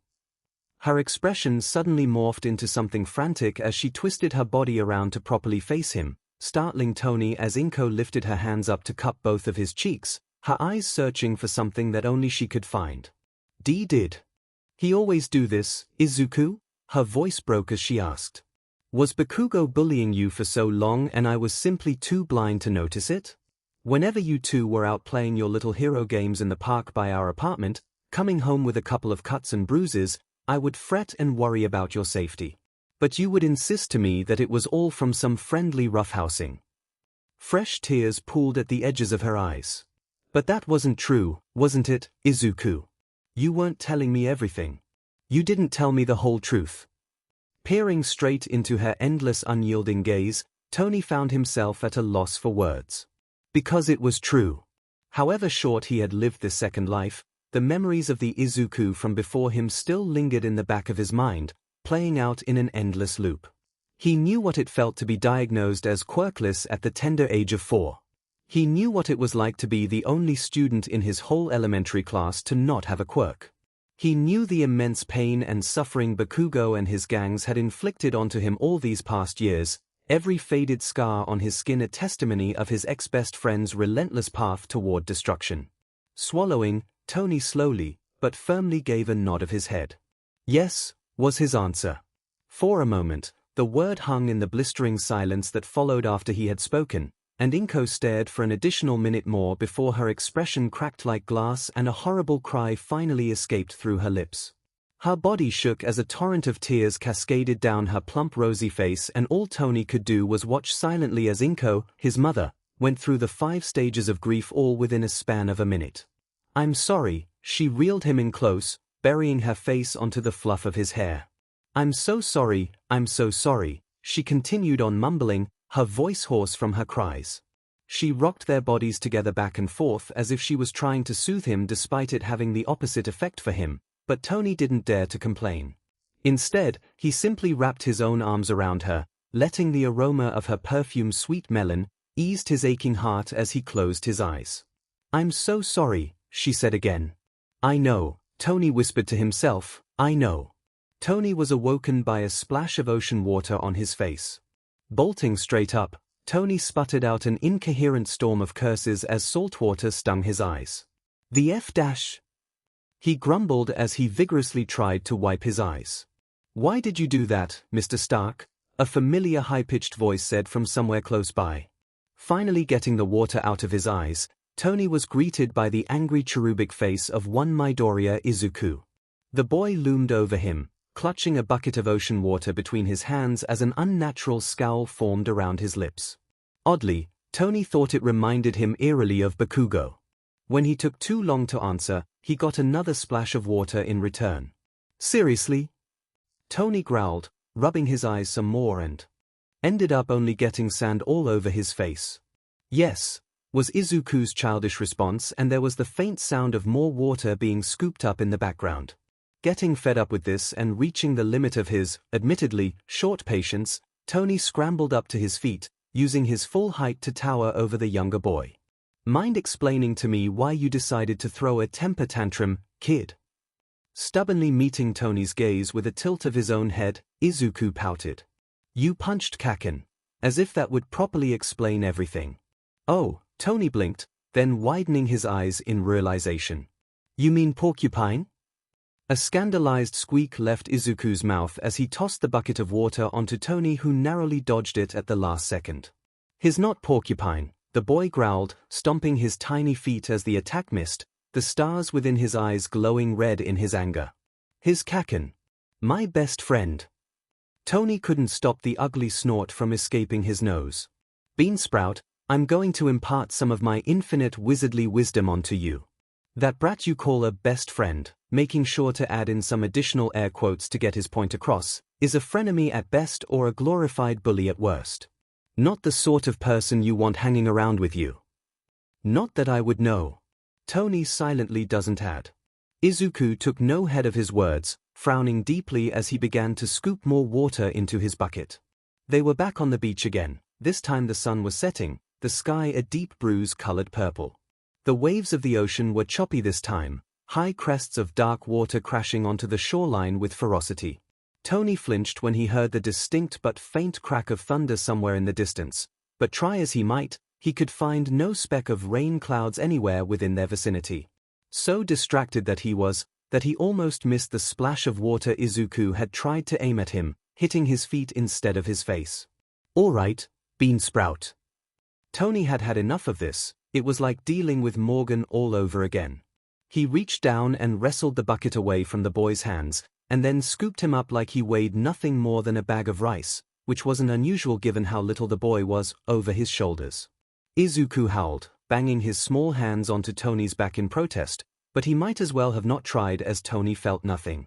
You know I can do this all day, kid? Waiting for the boy to finally tire out with his temper tantrum. He had done this before with his daughter whenever she got a little unruly, and it worked like a charm. Sure enough, Izuku eventually stopped, the ragged breath of his actions filling the silence between them as he stilled. Tony took a cautionary peek over at him and found, much to his surprise, the tears streaming down the boy's face. Beansprout. Tony gently placed Izuku back onto the ground. You're doing okay? The boy sniffled, and then peered up at him through the curls of his hair with large wads of tears clear as day. Why? Izuku bawled out. Panicking, Tony quickly took the boy into his arms, rubbing small circles onto his back as he did his best to comfort the crying kid, his paternal instincts kicking into overdrive as he sat them both down on the sandy beach. Okay, that didn't go as planned. Look, I'm sorry, Beansprout, Tony apologized after he waited for the boy's sniffling to die down. I didn't mean to punch your best friend. Not exactly. Tony would be a fool to not say he wouldn't hesitate to do it again if given the need to. But Izuku didn't need to know that. Letting out a sigh through his nostrils, Tony combed through the unruly locks of Izuku's hair, knowing that the small simple gesture would be more than enough to calm him down somewhat. It worked, and the boy leaned in close to his touch. It's just, Tony continued quietly, I just don't like people who feel like they can bully others that they consider weak. He hated everything associated with the word his father had seen through that. Porcupine, or Kaken as you like to call him, needed to be knocked down a peg or two off from his high horse if he thought he could get away with hurting you. Us. Tony corrected after a moment of thinking. Izuku remained terribly silent within his arms. Does this always happen, Beansprout? Tony tried to meet the boy's eyes, but he mulishly kept his gaze downwards. Do you let the brat push you around and just take it? Never saying a word about it to anybody? More silence. Not even to your own mom. That finally got a response out of him, and Izuku gasped, snapping his gaze up, guilt spreading rapidly across his face. I made mommy cry, he half-whispered, more tears pooling around the corners of his eyes, the stars within a dim hue of green. I didn't mean to make her sad. Tony wiped the tears with the edge of his sleeve. Hey, going for his best soothing voice, your mom is not sad. She's just a little upset that she didn't notice everything that's been happening to you. Being a parent isn't easy. You make mistakes and sometimes it can be costly. He tried not to think about his own mistake, the one that had ended up costing him his own life. Pushing the thought aside for a later time, Tony gave Izuku an easygoing grin. Besides, we told her now. Now she knows what's been going on between you and your friend at school and won't be letting that ever happen again. So long as we let her know if something is bothering us, of course, chuckling softly.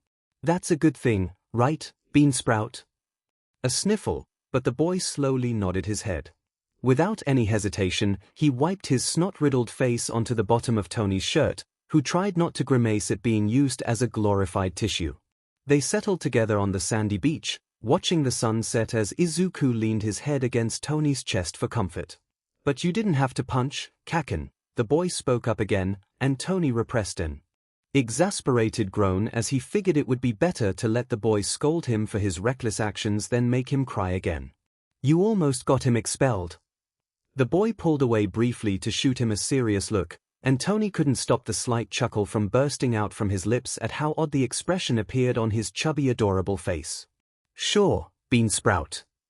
If Kaken had gotten expelled, Izuku pressed on, pointedly ignoring Tony's little side comment, as if to ensure that his message was being taken seriously by him. Then he won't be able to become a hero.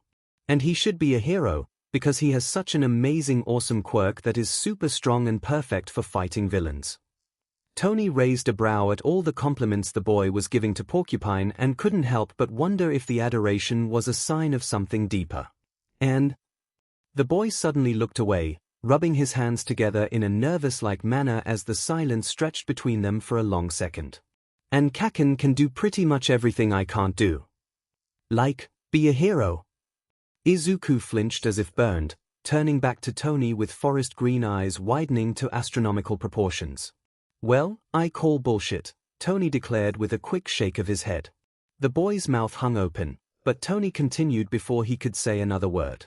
"Look, I think a hero can be anyone, so long as they have the heart for it and the determination to follow it through. Not everyone's cut out for it, and that's okay. I was pretty terrible when I had first started out as Iron Man, but I got the hang of it eventually. You sometimes just need to keep on trucking and learn from your mistakes." Izuku stayed silent, seemingly entranced by his words.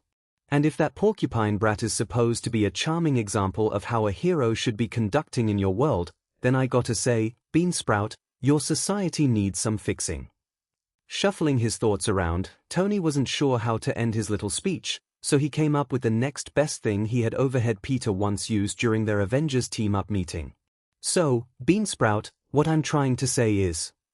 Tony offered Izuku a dazzling grin that had earned him accolades back when he was only known as the infamous playboy billionaire. "Don't let your dreams be dreams."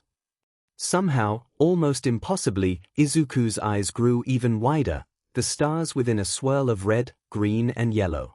He stared for an indescribable amount of time, slowly chewing on the bottom of his lips in deep thought. "But there hasn't been a quirkless hero in decades," the boy mumbled out loud, expression oddly somber. "At least not in Japan anyway." True, Tony agreed. He had personally checked the stats himself, bearing a few special cases, namely vigilantes that towed between the line of legality and illegality. All the heroes currently on the ranking list have quirks. "But remember, you have me," pointing at himself, grin growing tenfold wider, "billionaire, playboy, philanthropist, the Da Vinci of his time, the world's greatest hero." The last bit was one he was especially pleased to lord over Captain America with. Izuku blinked. Repressing a tired sigh, Tony tried to go about this another way in hopes that the boy would follow his line of thinking. "Look at it this way, you know I'm Iron Man, right?" The boy gave a cautious but firm nod of his head. "But according to the rules of your world, I shouldn't even be a hero, since I don't have a quote-unquote quirk." He paused, waiting for the words to sink in. "But we all know that is bull. No need to curse in front of the kid again. Not true. I fought alongside some of the best heroes known to man. Captain America, the Hulk, Black Widow, Thor, War Machine, Spider-Man."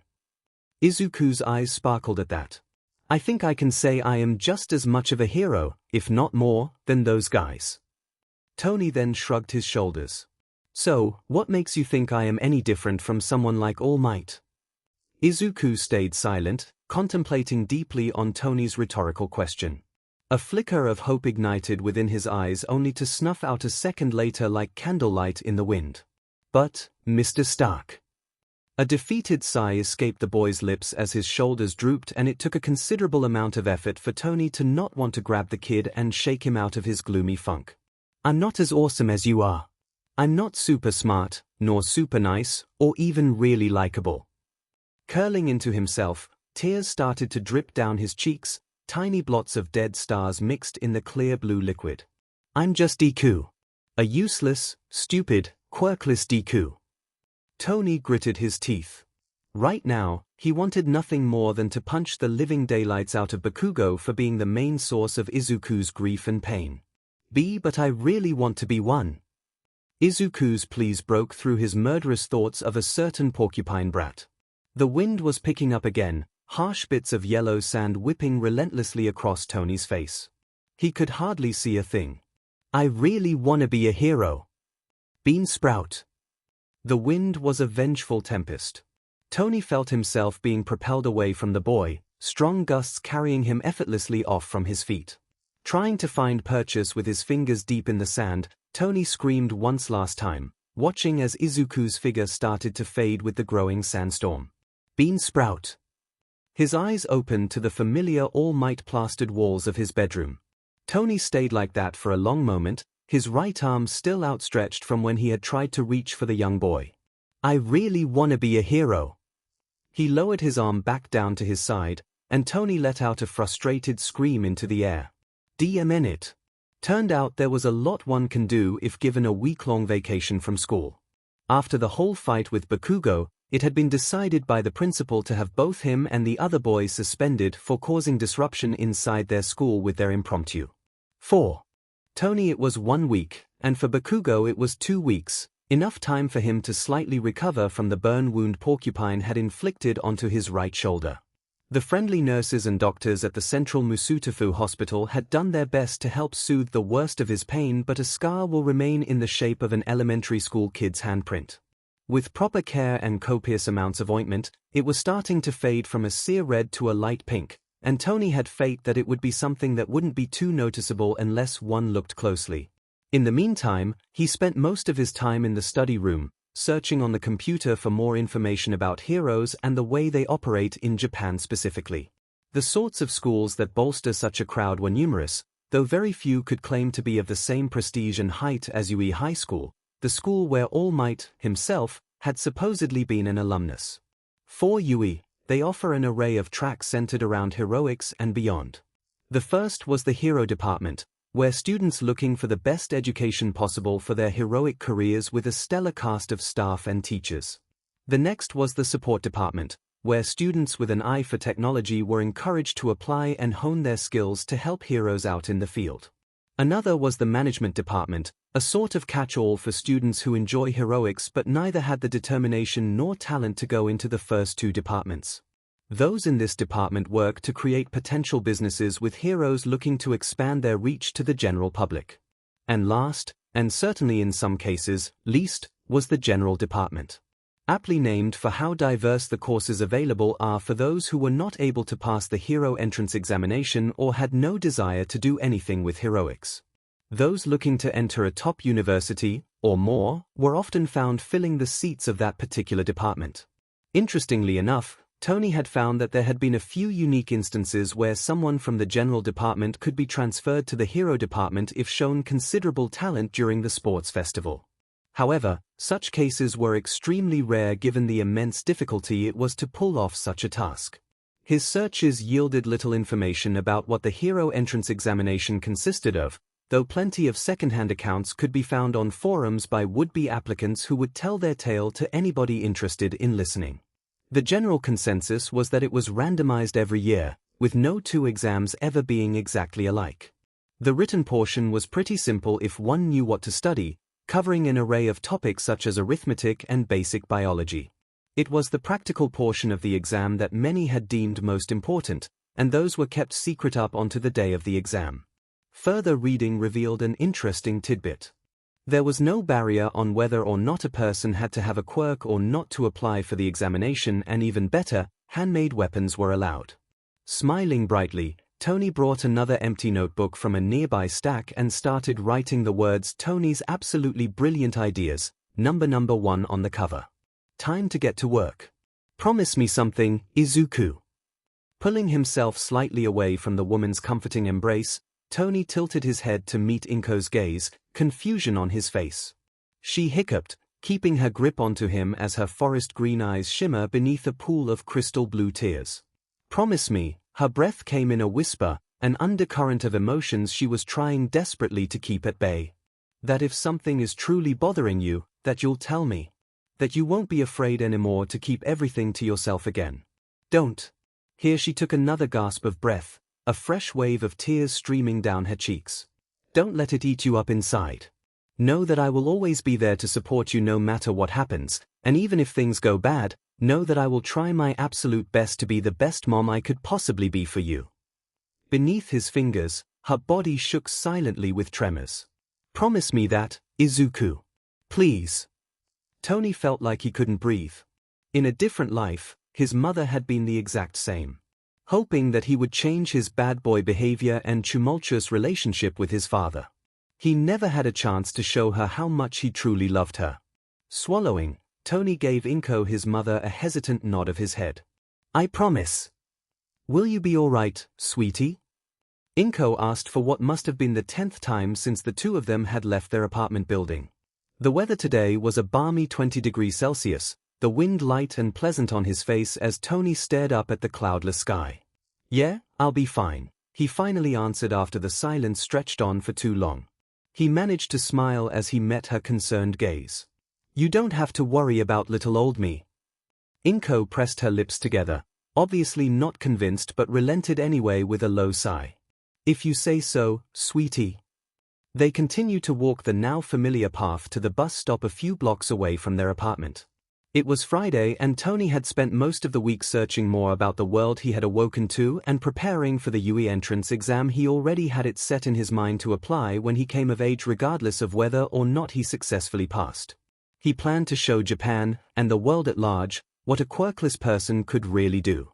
The bus came a minute earlier than its designated time, and they boarded together and grabbed a seat all the way at the back. As the scenery gradually shifted from closed boarded-up shops to corporate-brand coffee stores with special items based on famous pro-heroes, Tony finally addressed the purple giant elephant in the room. I'm sure the principal just wants to make sure. Everything is all right, he started, gaining Inko's undivided attention as she turned to look at him. If there wasn't a reason, then I would be pretty sus that I had to come all this way to school on a Friday. She chuckled, a light airy tune that had Tony do a mental dance in his head. True, Inko admitted with a shake of her own head. Not to mention taking time out of my work to accompany you to say the least. But you might as well get all that homework and assignments you had missed for the week. Neither of them said the real reason why no one had sent it to him all this time. Eventually they reached the stop for the elementary school and stepped off after letting an elderly couple with curved golden horns sporting out of their backs in first. The courtyard was empty with school currently in session since it was midday, which Tony was more than grateful for. It meant less eyes on him as his mother and him made their way inside and into the staffing room where the secretary told them to wait on uncomfortable plastic seats meant for children. 10 minutes later and the principal welcomed them into his office with a genial smile on his face, offering the two some refreshments before getting right down to business. I must thank you once again Ms. Midoriya and Midoriya for taking the time to meet with me today. His large eyebrows waggled for a moment and tiny blue eyes peered out from all the whiteness. I pray that your wound has healed. Tony shifted a little in his seat, mindful to not aggravate the burn scar on his right shoulder any more than what was necessary. Somewhat better, Tony answered in an earnest tone. Wounds may heal eventually, and here he placed a hand onto his chest where his heart was, wobbling the bottom of his lips to really send his message across. But it would take a long time before this could heal as well. Sitting beside him, Inko hummed a sound of approval from the back of her throat, eyes glistening a little as she directed her soft gaze back onto him. The principal nodded, expression somber at the reminder of what had transpired on Monday with Bakugo. That I agree, my boy. That I agree. With that out of the way, the man pulled out a stack of folders beneath his desk, setting them aside in front of him. Tony eyed the contents of it with a healthy dose of suspicion. The principal let out a small chuckle, no doubt having seen the look despite his eyes being covered back again by his brows. This, tapping at the folders, is a list of recommendations for therapy that I had the secretary and the school nurse gather up for Midoriya. They are all very affordable and have a sliding pay scale when it comes to payments based on your income. Many of them are geared towards children, especially those without a quirk. The principal then paused, giving Tony and Inko ample time to process the information.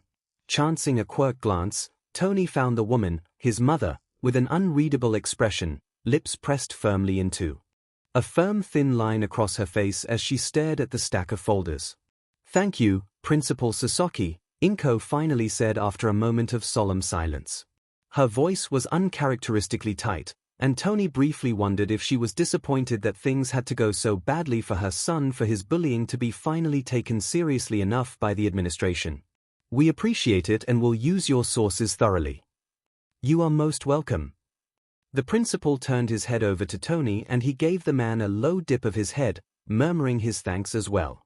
He brought out another stack of folders, this one twice as tall and thicker too.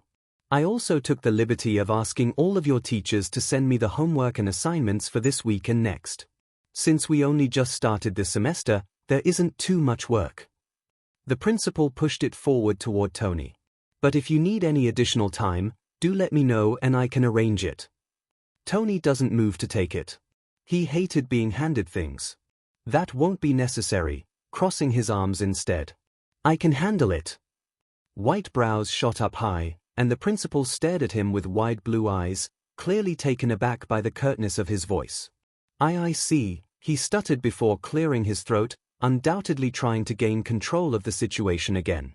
He steepled his fingers together on the top of his desk as he regarded Tony in a new light, a hint of a sparkle within the depths of his eyes. "That's good to hear then." He continued the conversation with how Bakugo would not be allowed to interact with Tony from now on throughout the school year as part of his punishment. If he so much as stepped out of line, he would automatically be expelled a suitable leash to keep the porcupine brat in check. The boy wouldn't want to jeopardize his chances of getting into a proper hero school.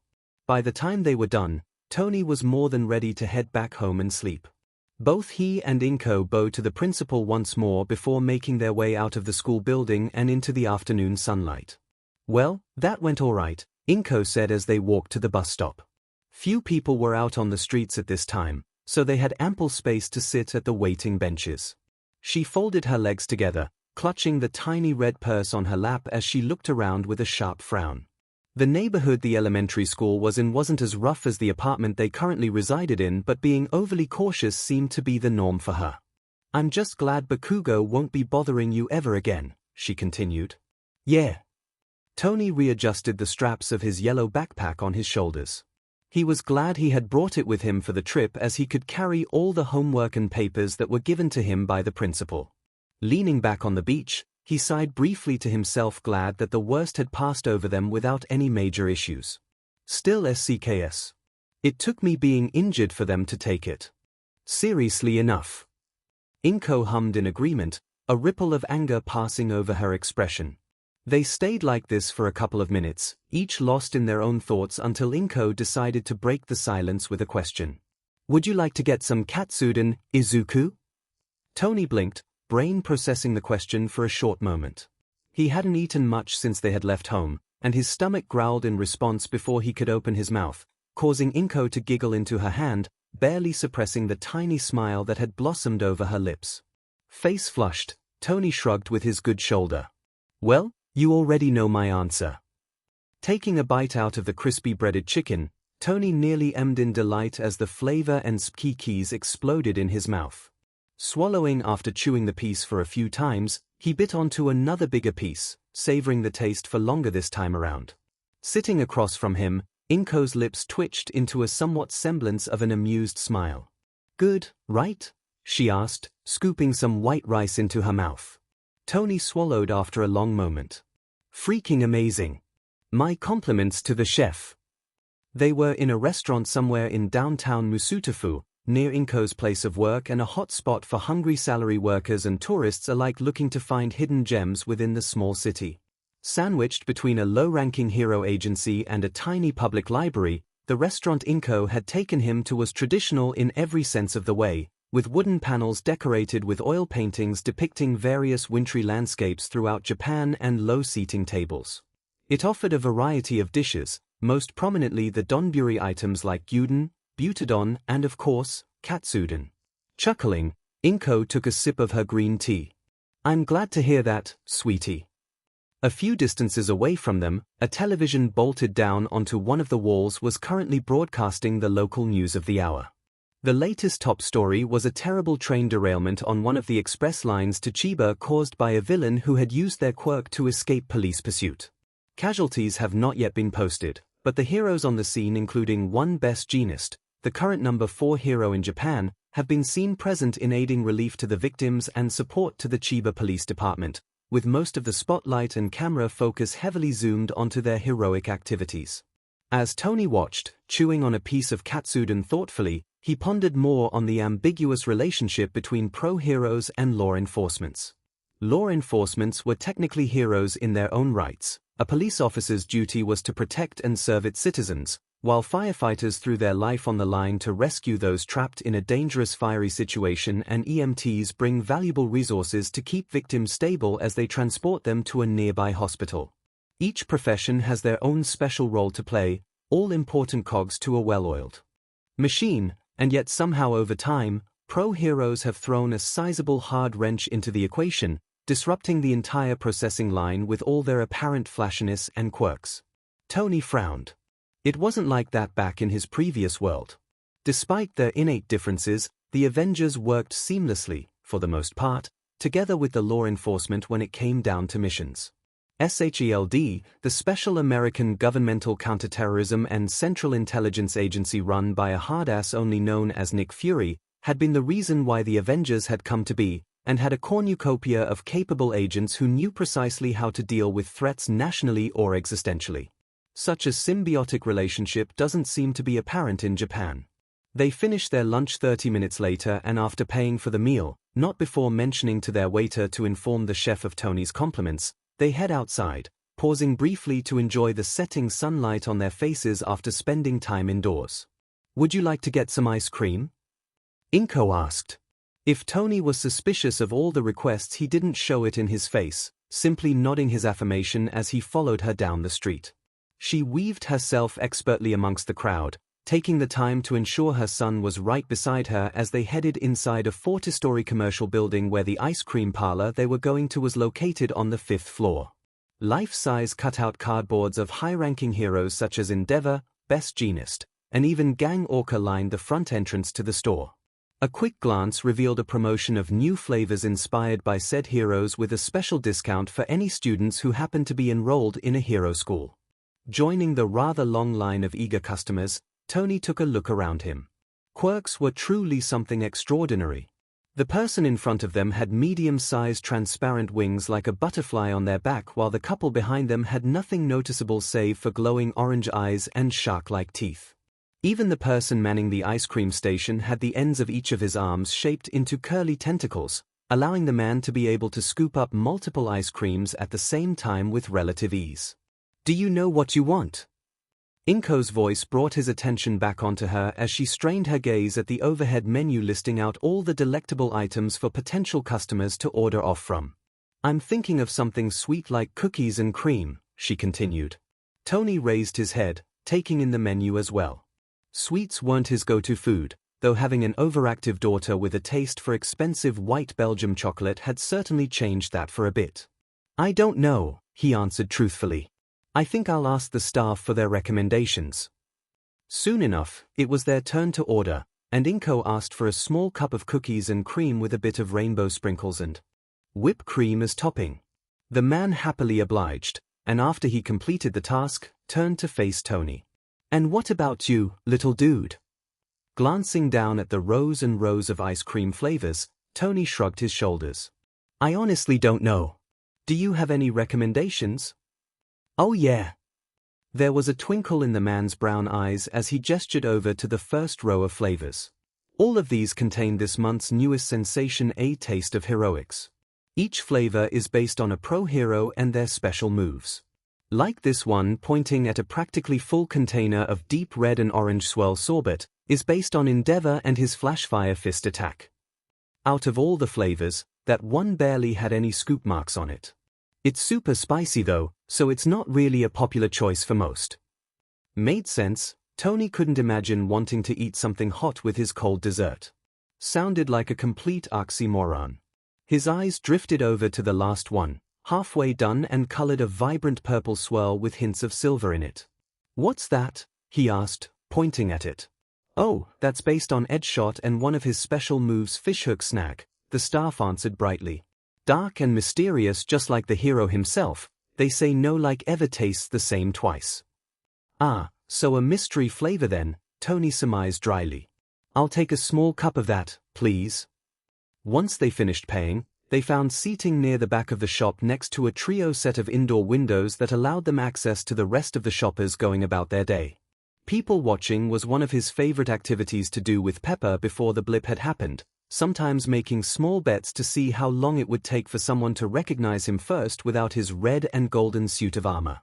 "I'm surprised you didn't get the All Might flavor," Inko said, absent-mindedly stirring away at her ice cream with a spoon. A pensive look suddenly overcame her as she leveled an odd piercing sort of gaze onto Tony, causing him to briefly freeze in response like a deer caught in the headlights. "You always like him." "Sheet." Tony swallowed the ice cream bite with an audible loud gulp. The Izuku Midoriya of this life loved the famous #1 hero of Japan. It was shown through the copious number of posters in his bedroom and the action figure toys that occupied every inch of space on the bookshelf and study desk in their tiny apartment. Twisting his gaze away, Tony hurried to explain his reasoning for what his mother had considered a strange decision. "I still do. I just wanted to try something new today." Once again there was that long pause as Inko stared at him, lips pressed together as if preventing her from something more as she slowly tilted her head carefully to regard his answer. Keeping his expression perfectly blank, Tony met her piercing gaze head on like his whole life depended on it. He cannot allow her to know the truth. At least, not until he was certain that there was no way for him to return to his previous life. "Okay," she finally said, returning her attention back onto her ice cream. Tony blinked, obviously expecting more from his mother's response but chose not to press forward in the end. Any further questioning would only lead Inko to be suspicious of him more than she already was. He remembered her words. "Promise me, Izuku." "I'm sorry," Tony frowned into his own ice cream cup as he took another bite.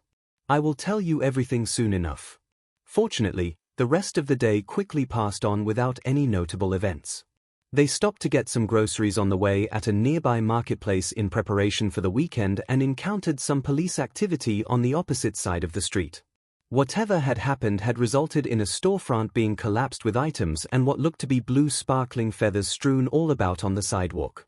Several of the officers were clustered at the end corner of the block, chatting amongst themselves while a few feet away, a woman, which Tony could only presume was a hero based on the extravagant blue fairy costume that she wore, surveyed the scene with sharp round eyes. Behind the yellow caution tapes, a small crowd had already gathered, though most of them were currently making their leave now that the situation seemed to be under control by the authorities. "Ah, man," Tony heard one of those people say with glee as they passed him and Inko, turning to their companion. "Can you believe how awesome Bluebell was? She took that villain down with just a wave of her quirk." "Yeah." The companion's dark spiky forearms were waving up and down in excitement. "She might go up a rank or two thanks to this." As the pair continued gushing over said pro-hero, Tony resisted scowling at them. Heroism wasn't meant for entertainment, and yet the world today had centered a large portion of their media and revenue on the dramatizations of heroes and their heroic activities. Everything had to be recorded lest the hero wanted to increase their rankings, and that meant that those with a flashy, overwhelming quirk were noticed way more often than those who fought with their brains and support gears. Limelight heroes were what the media often referred to them as. How terrible. Once they got home and put away the groceries, Tony turned around to bid Inko a good night, thanking her once again for the meal and dessert. "Of course, sweetie." Inko's smile was small but completely genuine as maternal warmth blossomed over her face like a rainbow after a rainy day. "I'm glad you enjoyed yourself today." She trailed off and Tony waited patiently for her to continue, noticing the sudden difficulty she was having with getting the next set of words to pass through her lips. "And Izuku." Inko took a steely breath. "I know things have been rough for you ever since your diagnosis, but know that I intend to fully support you in whatever profession you endeavor to become. You can be a hero." There was a sheen of wetness in her forest green eyes as their gazes met once again. "I have complete faith that you can do it." She approached him with slow but measured footsteps and pressed a soft kiss onto his temple. "Good night, sweetie," then continued to make her way down the hallway and into her bedroom. Tony watched her retreating figure, mind blank as the words echoed in his head. Slowly, he reached up to lightly touch the spot that she had kissed him, still feeling the pleasant warmth tingle his skin. "I will," Tony said, voice quiet but filled with determination. That he could promise her with. The moment Tony entered the classroom, all conversations stopped abruptly as everyone turned to look at him. Stifling a sigh, he muttered a quiet good morning beneath his breath as he made his way to his designated seat. Everyone in his path parted slightly, eyes wide as if they couldn't believe his arrival. There were no lily flowers or marks left on his desk, and a quirk inspection of the space underneath revealed nothing suspicious as well. Placing his bag on the hook at the side of the desk, Tony impatiently waited for class to start. It was Monday morning and he had returned to school expecting things to change. Undoubtedly news had spread about his fight with Bakugo by now, and based on the way people were whispering to each other while still staring at him, meant they had formed their opinions on the matter. The only respite was that Porcupine wouldn't be back for another 2 weeks, so that was a bonus. Even better, his lackeys seemed to have gotten the memo to not mess with him at all as well, and thus could only glare at him from afar. Quiet footsteps suddenly approached his desk and Tony turned his gaze to the left to find another boy standing beside him. He had nothing remarkable in his appearance save for a pair of brown cat ears that poke out from his dark curly brown hair. "Can I help you?" The cat boy flinched, one of his ears flickering from side to side before he gathered the courage to speak. The boy shifted nervously on his feet. "Did you finally get your quirk or something?" Tony blinked. "Come again?" Not the answer he was expecting. The cat boy stuttered briefly, his fluffy brown ears rearing back. "I mean, everyone in school had heard about how you punched Bakugo in the face hard enough to even break his nose in half, and it's kinda impossible to believe you could have done that without a quirk." A few murmurs of agreement rippled across the classroom and Tony repressed the urge to scowl. Taking a moment to calm his mind, Tony slowly shook his head. "I still don't have a quirk," he answered, and the cat boy looked oddly disappointed at his admission, "but I wasn't about to let Porcupine continue to bully me for the remainder of the year. He's a bully, simple as that. And the fact that the school had allowed him to continue with his antics for so long is pretty despicable if you ask me." He met the dark eyes of the boy who had dared to ask him such a question, almost imagining for a moment that it was Izuku standing in his place. "So, I'm not going to stand for that any longer. No one should. Whether you have powers or not shouldn't prevent you from being a proper human being." Silence enveloped the room the moment he finished, and his classmates glanced at one another nervously as if unsure how to respond to his little improved speech. Before anyone could, however, the door slid open and in strolled their homeroom teacher, already having a face of disdain so early in the morning. Immediately, the students rushed into their seats and the man leveled them all a look, sweeping his gaze across the room. His eyes met Tony's for only a second, but it was enough that Tony could decipher the shock that flashed over his face before looking away. "I see that you all have chosen to arrive on time today for once," the homeroom teacher drawled, not even bothering to take attendance. Pretty much everyone was present for the class save for one noticeable desk a few rows in front of Tony's. "Then it means we can get started on today's news. I expect you all to pay close attention to this as I will not be repeating myself." Tony wondered if it was a jab at his words last week but filed the thought away for a later time. The rest of the day passed on soon enough, and once the bell rang for lunch, Tony was one of the first to stand up, stretching out his poor cramped muscles from sitting in one position for so long. Their English teacher had left with a murmur of goodbye and a reminder that they had onto Wednesday to turn in their school assignments. Tony had long since finished it. It helped that he had retained his multilingual skills from his previous life, and the surprised look that had appeared on the teacher's face when Tony was one of the few to hand it in on time was worth the late night he had spent completing everything at the last minute. To him he had more important things to consider than 5th grade grammar lessons. As before, Inko had prepared his lunch for today and Tony made his way with the bento box in his hand only to be stopped by the homeroom appearing dramatically at the doorway. "My Doria, His voice carried easily across the room, effectively silencing any conversation. Tony's right eye twitched as all attention was moved directly onto him. "Yes, sensei," he finally said after a tense Mexican standoff had passed between them. A grimace formed around the corners of the man's thin lips as he regarded Tony with an upturn of his long pointy nose. "There is something that I must discuss with you before you head for lunch." Not elaborating further, he then turned his sharp gaze onto the rest of the room. "Might I remind you all that lunchtime had started about 5 minutes ago? Shouldn't you all have left about now?" His tone took on a delightful tune as he crossed his lanky arms. "Unless you all would like to spend time writing a 5-page essay on why you must always listen to your teachers." That got everyone up and rushing out the door, and within the span of a couple of seconds, the room was emptied out completely. Satisfied, the man made his way over to his desk, sending an expectant glance at Tony to follow. Once seated, the homeroom teacher explained his reason for keeping Tony from enjoying his lunchroom. "I am sure you are aware by now that starting from this point onward, Mr. Bakugo would not be allowed to speak with you in this classroom or facilities. That includes any group work activities, and you are to immediately inform one of the staff if he tried again to harm you in any way as possible." It was clear as day that the man had low opinions on him but was willing to set aside his dislike to ensure Tony's safety. "You are also allowed to eat your lunch here if need be." Tony nodded, understanding the pittance of respite being offered to him. "And what about the punishment?" The homeroom teacher slowly blinked, as if trying to comprehend the idea that Tony was still interested in doing the classroom chores. Tony waited, crossing one leg over the other as the man rebooted his brain. He could be patient. "You mean?" "Yes," Tony confirmed. "I figured since I was so late last week for homeroom class, that I should still do my part of the deal." He bit back a smile at the trickle of guilt that rippled across the homeroom teacher's face. "I see," his lips twist unpleasantly, like he had swallowed something sour. "That won't be necessary, Midoriya. Principal Sasaki had informed me that such a punishment was archaic for an esteemed academic institute such as our school." Tony rested his chin on the palm of his hand. "Is that so?" "How sweet." "Quite." The homeroom teacher cleared his throat, obviously not wanting to discuss the subject any further. "Anyway, that will be all."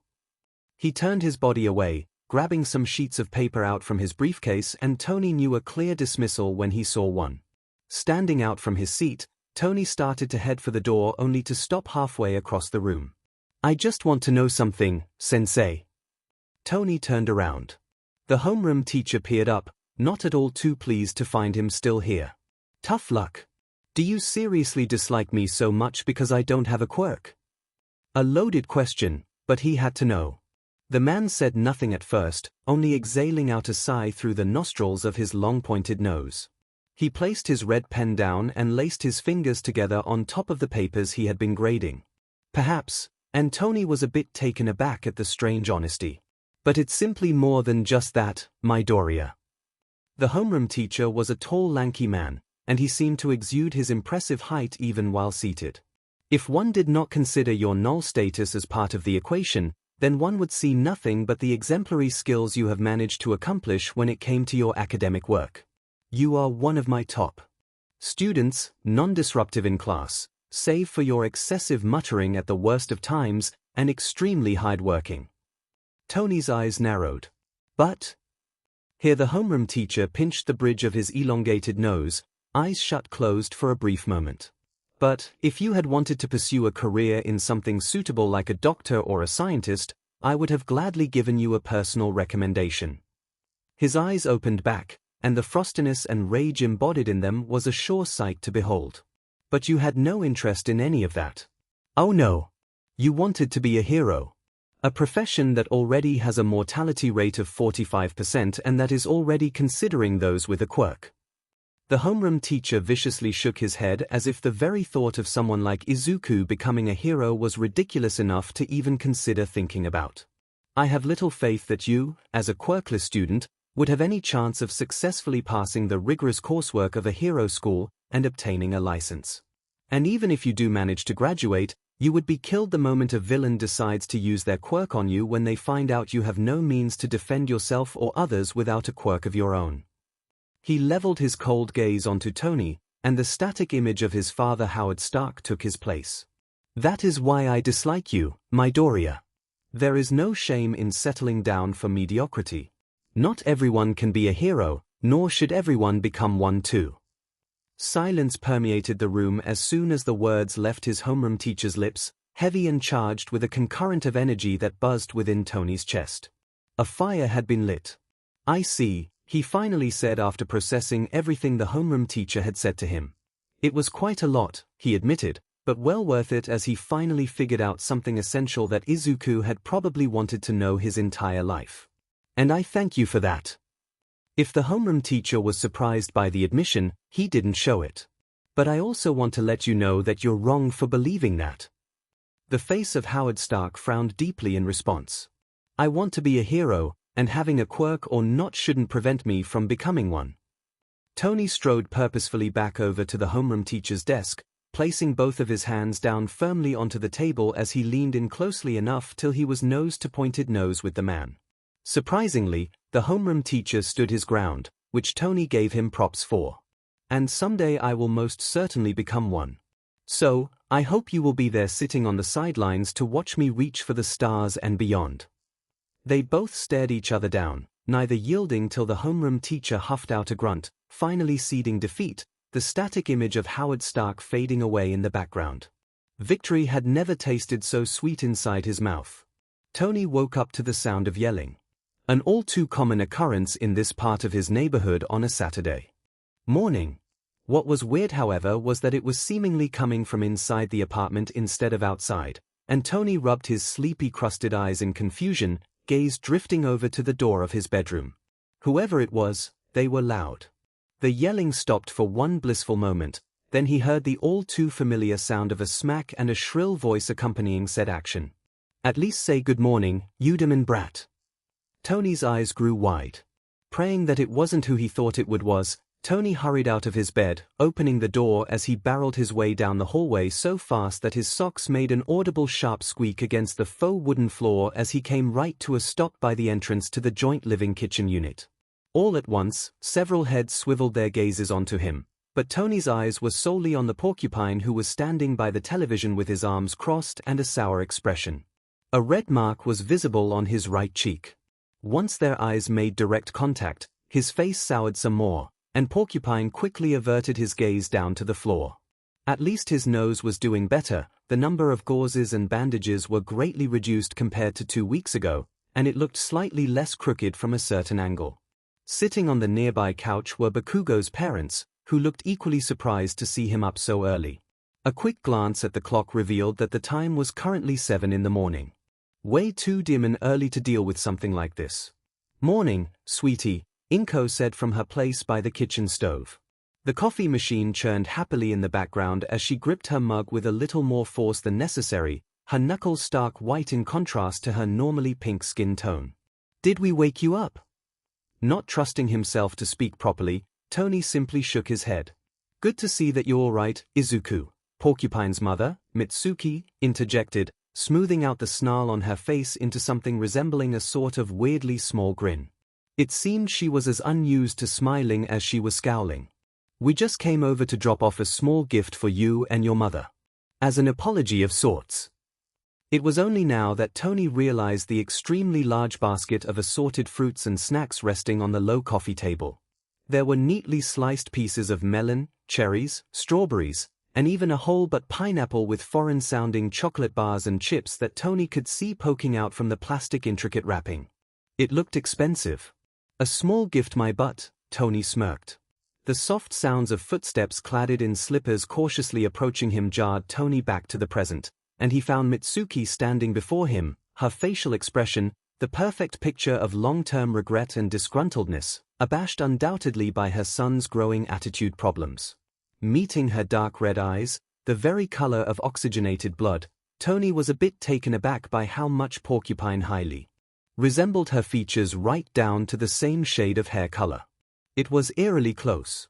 I know it won't be enough to make up for the years of abuse that my brat had given to you, but I want to let you know from the bottom of my heart that I am deeply sorry." She bowed her head low, her scowl returning back to its rightful place on her face. Katsuki had always been raised as such a pompous brat who had gotten his head swollen from one too many praises from his teachers and peers for his quirk. Said Sun growled lowly at the insult, but Mitsuki resolutely ignored him. "I don't think he has ever eaten a piece of humble pie in his entire life. It's my fault, really. I should have taught him better to control his anger. But mark my words, that sheet ain't gonna fly ever again." She said that last part with a head tilted toward her son, shooting him a stern glare that promised untold punishments if he didn't keep his mouth shut. Porcupine, unsurprisingly, remained silent. The sound of another pair of footsteps drew Tony's attention then onto Bakugo's father, who bowed respectfully at him once he reached them. "I am so sorry too as well, Izuku." His voice was oddly soft and gentle compared to the brash tone used by both his wife and son. "Katsuki is our responsibility, and it is our duties and responsibilities as his parents to correct our son's unruly behavior before someone gets hurt. We were unfortunate to not stop him from hurting you seriously, but we will make sure to not let that happen again." His head rose, and a level of steel and fiery determination shone brightly within his once kind warm honey-brown eyes. "We will endeavor to ensure that Katsuki will become a better, kinder person in the future." Honestly, Tony simply felt sorry for them. As a former parent, he understood immensely the ups and downs that came with raising a child, especially one as chaotic and uncontrollable as Bakugo. Could things change? Sure, there was always a small possibility that Porcupine could actually become a decent human being at some point in his life. But as of right now, Tony simply wanted him as far away as possible from Izuku and himself. Tearing his gaze away from Bakugo's parents, Tony moved it right onto Inko, who had been silently watching the conversation from afar. Her expression hadn't changed much since, still looking quite tired and done with life in general. But when she noticed his stare, Inko gave him a reassuring smile, the edges strained around the corners of her mouth, but it was still something. "Don't you have something to say, Katsuki?" Mitsuki suddenly spoke out, breaking the strange tension that had fallen in the room. "Maybe something that your ex-best friend should hear?" Porcupine flinched once the attention was on him again, fiddling with a heart-shaped stress ball that Tony hadn't noticed was in his hands before. After a long and excruciatingly tense minute, he mumbled something low enough that Tony nearly missed it. Sorry." "And?" Another flinch, the boy biting back a snarl. "And you're not a Deku?" Humming, Tony registered the, admittedly, half-but apology with a vague shrug of his shoulder. He could honestly care less.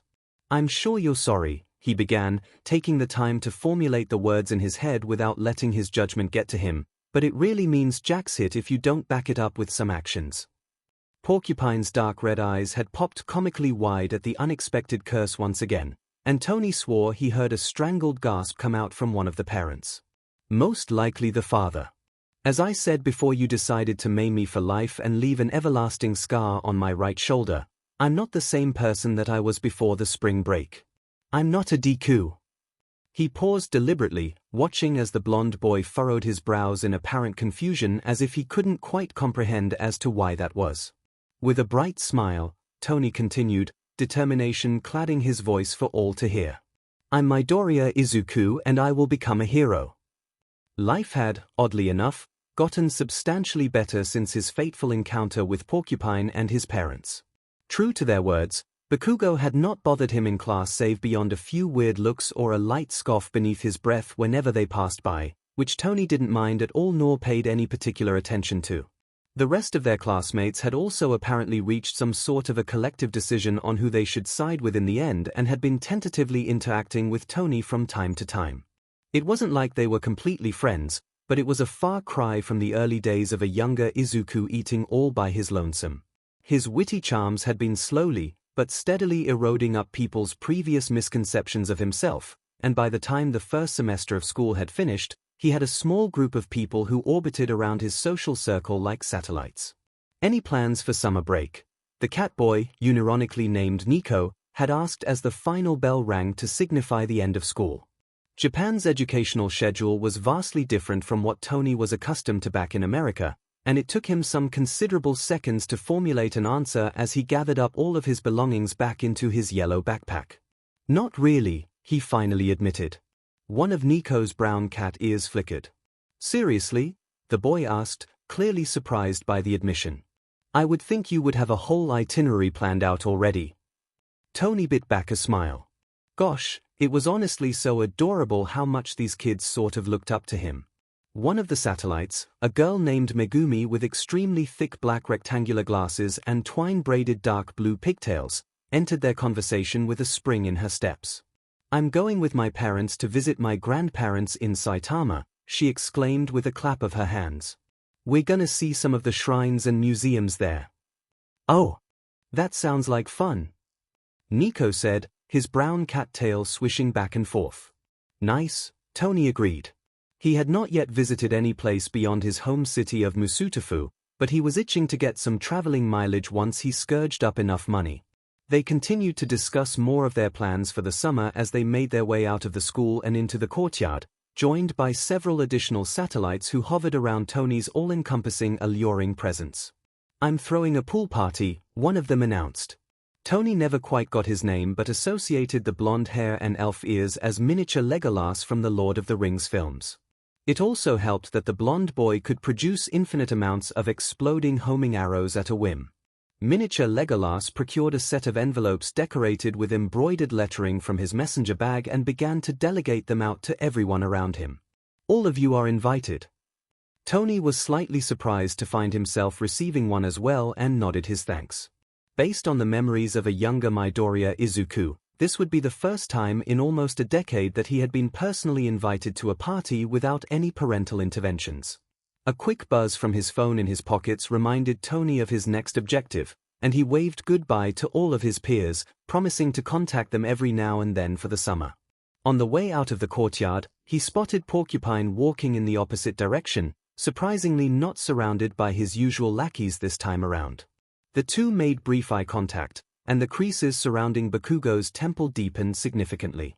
Breaking contact first, Tony kept his gaze forward as he continued on his path to greatness, not even bothering to look back at his once former best friend.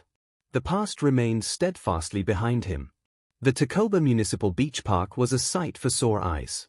What was once a beautiful coastline hotspot had been reduced to nothing more than a junkyard for people to put their trash and unwanted goods, ruining whatever beauty it had. However, Tony simply saw it as a paradise. Taking the steps down onto the sandy beach littered with scraps of metal and broken glass bottles, Tony had never felt any more at home.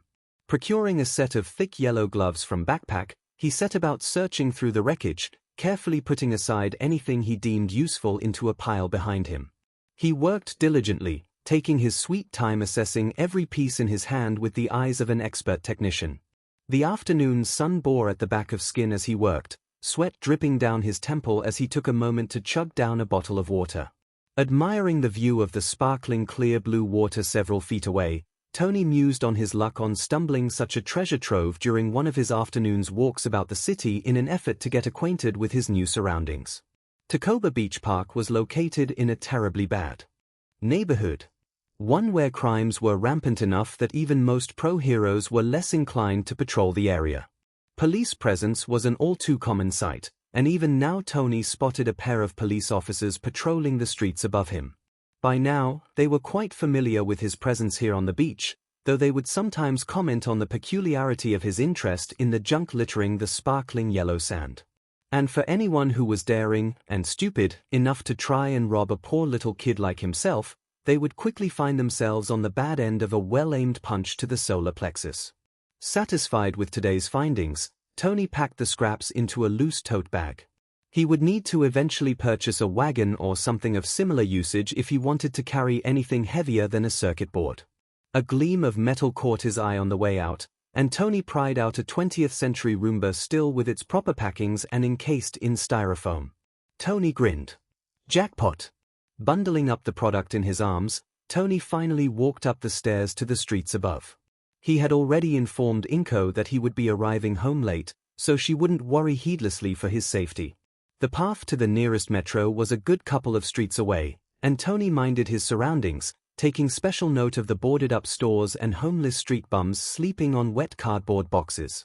He imagined that this place was once a populated community, but once the beach had become a designated dumping ground, tourism quickly died, and businesses moved their revenues elsewhere to more profitable districts. Even pro-heroes avoided the area like the plague. Tossing a 100 yen coin into the empty can of a street bum with noticeable dog-like heteromorphic features, Tony resolved to get the Takoba beach cleaned up to the best of his ability. If the beach was accessible again to the general public, tourism would rise, which in turn would drive interest from investors looking to invest in a potentially new market. Of course, something must also be done with the rampant crimes and homelessness that permeated the deeper, seedier parts of the district, also known as Dagobah District, but it wouldn't be so easy as simply shuttling the homeless around to another part of the neighborhood to be all but forgotten about. Lost in thought, Tony hadn't noticed he had wandered into an alleyway until the very last second, stumbling onto what he presumed was a drag exchange between two very shady-looking people. "Oi, what's this?" the first drawled out, blinking his beady black eyes down at Tony. He was a giant of man, easily reaching the height of 7 feet, possibly more. His arms were thick like tree trunks and packed with muscles, the ends of each of his fingers jagged like claws. "What do we have here?" "Looks like a kid to me," said the second one, a heteromorph with a reptilian-like head. Other than that, there was nothing else remarkable about him. Swearing beneath his breath, Tony took a cautious step back and offered the two men his best charming smile. "Don't mind me, fellas," Tony replied, slowly inching his way back to the entrance. "I'm just a little kid trying to find his way back home to his mommy before it gets dark." Meanwhile, he mentally assessed the situation before him. He could probably take down the snake dude with a couple of quick jabs to the chest, but the muscular man might be a problem. Slitting his narrowish yellow eyes, the reptilian man took a step forward, forked tongue flickering out briefly from his mouth. "We'll see if that is true." Ping his tiny head from side to side, the muscular man suddenly eyed the Roomba cradled in Tony's arms with interest. "What's that you go there, kid?" gesturing over at the machinery. "Some new fancy equipment or something?" "Looks expensive," commented the other. "I mean, I guess." Tony shrugged, unsure if Roomba in this universe was considered an expensive home item or not. "But unless you want to steal some poor elementary school kid science project, then I suggest you not bother." The two men obviously took offense at that, and the tall one took a giant step forward, halving the distance between them in a matter of seconds to loom over Tony. "You're so sure about that, brat?" He cracked his fingers, the muscles within his biceps budging grotesquely with throbbing veins that popped through his pale skin. "Why don't we find out, eh?" Tony scowled, preparing for an inevitable fight. "Just my luck." "Oh, there you are." And just like the angels above, a knight in shining white armor appeared from behind him. It was a boy around his age, with short blonde hair swept to the front around a slightly chubby oval face. He was lean and well-built, with dark almond eyes that stared at Tony worriedly as the boy briskly made his way over. "I was looking for you," his savior said, a small delicate smile around his lips as he gripped tightly onto Tony's shoulder. The one with the burn mark, but Tony scarcely made a sound of hurt. The boy squeezed, a gesture of reassurance as he continued to maintain strong eye contact. "It's getting late, you know. Don't want your parents getting worried now, do we?" Tony slowly nodded his head, relaxing his stiff taunt position beneath the boy's confident presence. "Sorry about that," the blonde boy chirped, directing his attention onto the pair of men who were staring at the newcomer with nothing but suspicion. The smile took on a sharp edge as he placed himself protectively in front of Tony. "My friend here gets pretty scattered brain easily."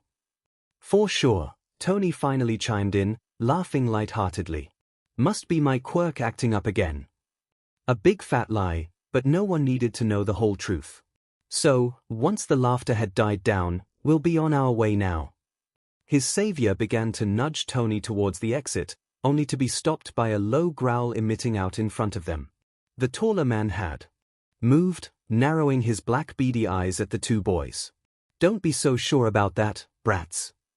Without any warning, The man lunged, one jagged hand growing 3 times wider in size as he closed in on Tony and the other boy with frightening speed for a man of his massive stature. Barely having time to think, let alone even breath, Tony could only watch in horror as the palm of the man's outstretched hand reached his face, barely grazing his cheek before something pale and furry struck the man off course. The attack made direct contact, sending said person flying toward a nearby garbage bin where he hit his noggin with a resounding solid crack. In an instant, the man was out cold. Blinking a few times as his lungs finally came back online, Tony followed the direction of the unconscious man over to the thing that had struck him down like a smooth criminal. It was a tail. A goddamn tail that had been conveniently hidden behind the blonde boy before they were accosted. Seriously, his savior huffed out, shifting his position to a familiar martial arts stance as his tail flickered ominously from his rear. You guys just couldn't leave us well alone. Tony was in love. He caught movement from the corner of his eyes. The reptilian man who had been previously stunned by his companion's defeat had decided to go on the offense, stretching his neck from afar with a jaw stretched wide open. 2 tiny white fangs dripping with something like poison were clearly visible in his mouth. Duck! The blonde boy listened, narrowly avoiding the Roomba that Tony had tossed like he had seen Captain America done plenty of times during their missions with his shield. It landed soundly onto the snake man's mouth, potentially breaking one of his fangs as he was tossed back a few feet away from them. Still got it. A wide and victorious grin had spread across Tony's face. Eat your heart out, Capsicle. He had no time to celebrate though, as the other boy had grabbed onto his wrist, tugging Tony back toward the entrance of the alleyway for safety. Come on, he urged, we should go before they wake up. Tony allowed himself to be dragged only to stop his feet partially near the end, suddenly remembering the Roomba he had left behind. Give me a sec. He hurried over to the reptilian man who was thankfully out cold, with no broken fang in sight, which was good news since Tony didn't really want to seriously disfigure the guy. Prying the Roomba out from the man's slimy mouth, Tony took a quick second to assess the damage before returning back to his savior. He reached out to grip the other boy's hand. Now, we can go. His savior only arched one of his thin brows as they briskly made their way out from the alleyway, leading Tony down to another street where there were more police hopefully present to report the 2 men for trying to attack them. Is that a Roomba? The blonde tail boy finally had asked, sending said machinery a second-long glance. Grinning brightly, Tony answered. Voice all chippy like he was about to sell the boy a product of a lifetime, couldn't leave home without it. The boy tried desperately to hide his snort only to fail spectacularly. The snort quickly morphed into laughter and the 2 were soon giggling like preteen schoolgirls as they continued to walk hand in hand with the afternoon sun on their backs. Ojiro Mashiro was the name of his knight in shining white armor. He was around the same age as Tony, living somewhere in Tokyo with his mother, grandmother and baby little sister named Akatsuki. His tail, long and hairless save for the very tip flanked by strands of blonde, happened to be his quirk, one that he didn't seem too particularly eager to discuss at length despite how insanely good he was with it. Apparently, Ojiro also loved martial arts, practically living and breathing it every day in a dojo that happened to be located near the Takoba Municipal Beach Park, and was more than excited to find out that Tony himself had some experience with that particular fighting style, insisting that he also join the dojo as a student, which Tony readily accepted. Hard-working, calm, and with a profound sense of duty and dignity, Ojiro was every bit the heart and soul of his dearest best friend, Rody, and Tony couldn't be happier to have met Ojiro Mashiro in this newfound life of his. Platypus, Tony accidentally said one day when they were out by the beach sorting through the endless piles of rubbish and debris. Come check this out. After convincing his newest best friend to join him on an excursion to the junkyard at Dagobah Beach in an effort to clean out the whole mess, Ojiro had found an additional way to utilize the ample space to also help hone in his martial arts skills.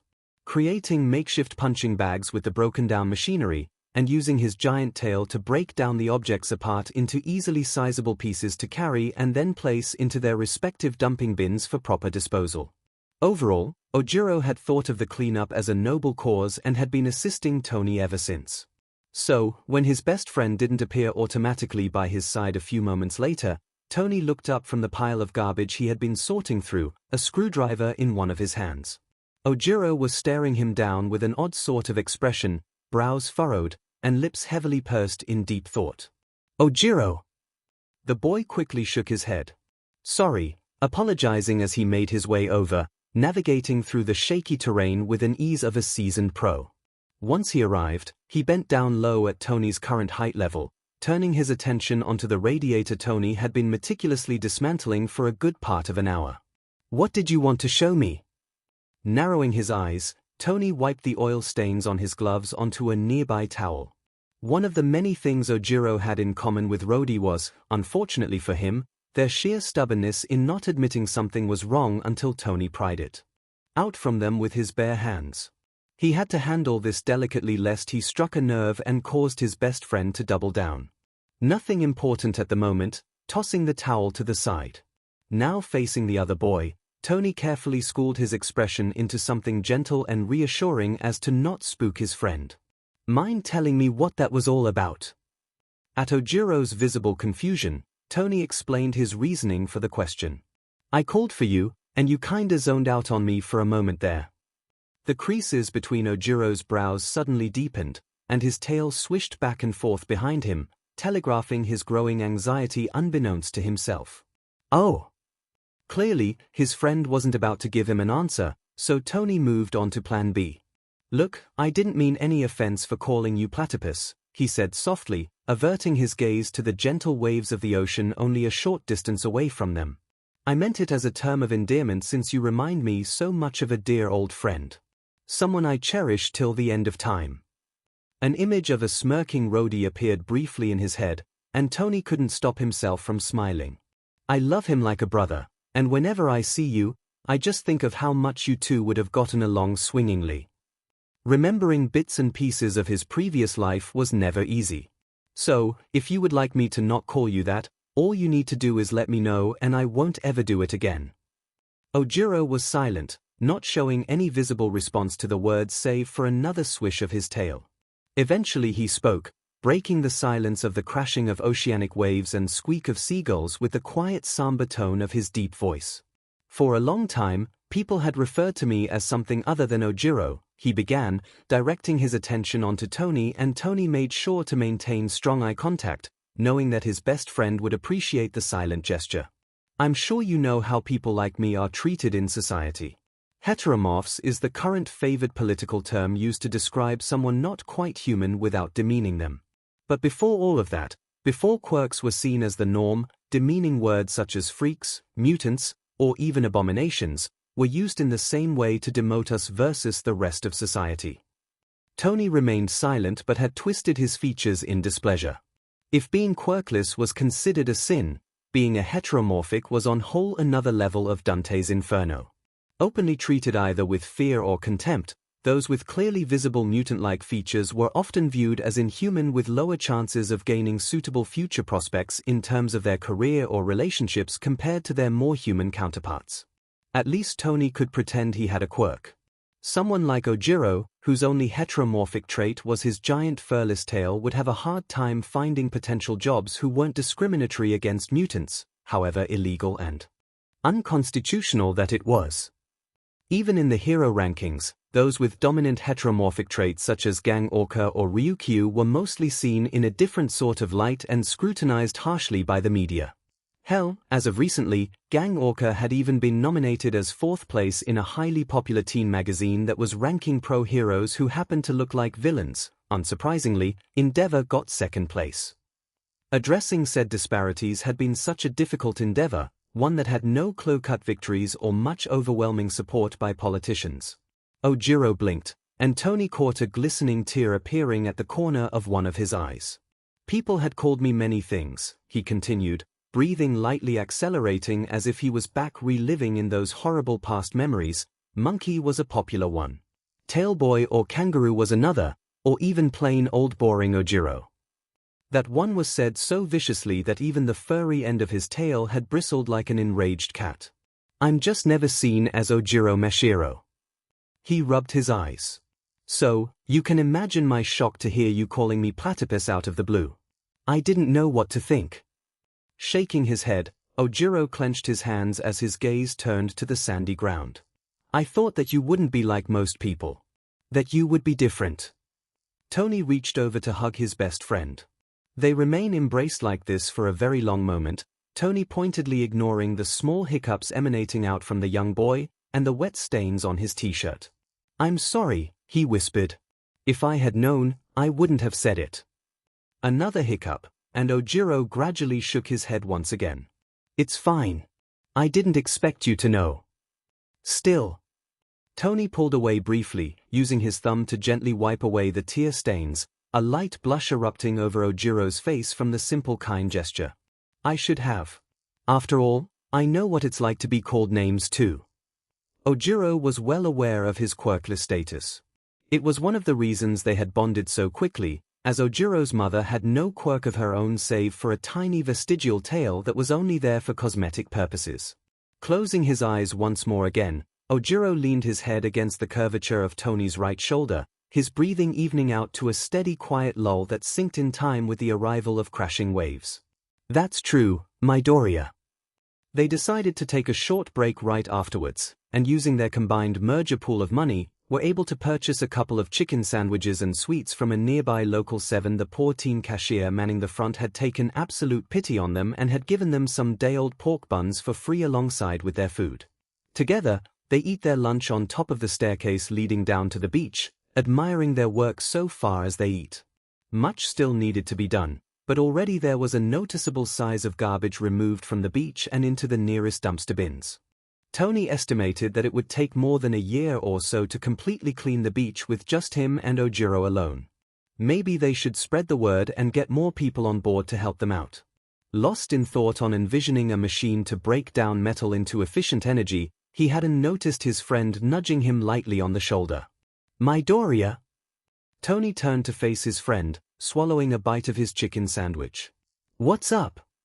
The nearly hairless tail behind Ojiro's back swished in response, and his best friend chewed on the bottom of his lips. "I." Then shook his head as if not wanting to continue finishing that sentence. "Do you also want to be a hero?" he asked instead. Out of all the things they had talked about throughout their time together, heroics was surprisingly not one of them. Whether it was because of Tony's quirklessness or Ojiro's lack of interest to discuss his own quirk, the topic never really came up in their conversations. Odd, now that Tony thought more about it, given how many kids his age would talk about the pro-heroes in Japan like they were the second coming of Jesus. Taking his time drinking his iced green tea, Tony stared past the beach and to the horizon where the setting sun was ablaze in a glory of red and orange. He remembered his past life as Iron Man, all the glitz and fame he had in the beginning before he started to see the repercussions of his actions. All the deaths he had witnessed, all the destruction his inventions had caused to millions, how humanity had almost sunk into an apocalypse right after the blip had happened. And yet, humanity remained steadfastly resilient.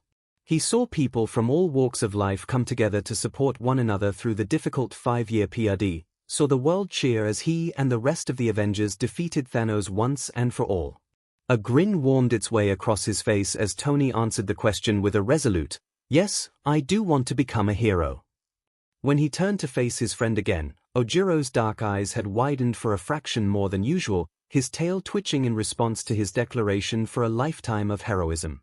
"So, do I," he responded back, quiet but certain of the possibility in the way that he spoke. The corners of his lips drooped ever so slightly as Ojiro then released a soft sigh into the air. "But according to most of my classmates, my quirk isn't something useful for heroics or rescue. It's nothing flashy compared to other people's quirk, and some consider the fact that having a tail as my only quirk is lame." "That's not true even in the slightest bit." His best friend blinked, unable to come up with a proper response to that, so Tony continued with speaking, listing out his reasoning as to why Ojiro's quirk was anything but useless.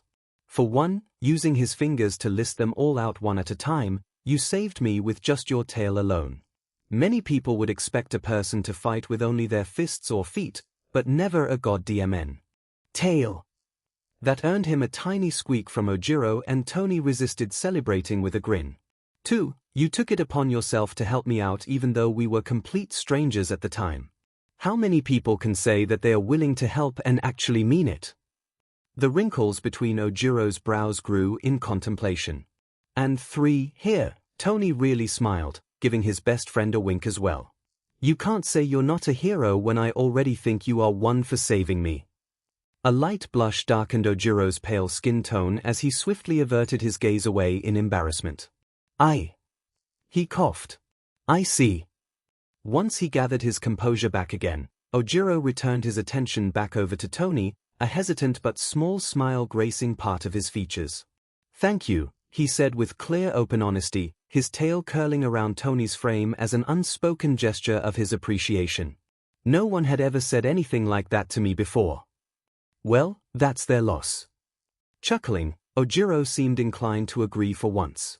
They remained together in companionable silence, enjoying the rest of their food and tossing some of the leftovers over to a pack of seagulls that had been steadily eyeing them for some time now, ready to swoop in. Declaring that it was finally time to leave as it was getting pretty late, Tony walked Ojiro to the nearest train station that would take him back home to Tokyo. He didn't mind the added waiting time as they sat next to each other on a bench beside a sleeping overworked salaryman. Midoriya. Izuku, Tony interrupted, aiming a friendly grin toward his friend, hoping to not come off as rude for cutting off whatever he was about to say. I would prefer it if all my friends called me Izuku from now on. Blinking, Ojiro slowly curled his tail into a question mark. Okay, he said, then paused as if trying to process the whole idea of calling someone he had only known for a little while by their first name. Japan had certain protocols and etiquette when it came to addressing someone of a certain status, older or younger, and Tony was quite honestly too tired to bother with all the semantics of it at times. I think you can still call me Ojiro for now. A synth-sized male voice suddenly spoke out from above, alerting them that the train for Tokyo will be arriving shortly, and Ojiro stood up from his seat, stuffing his hands into the front of his pockets.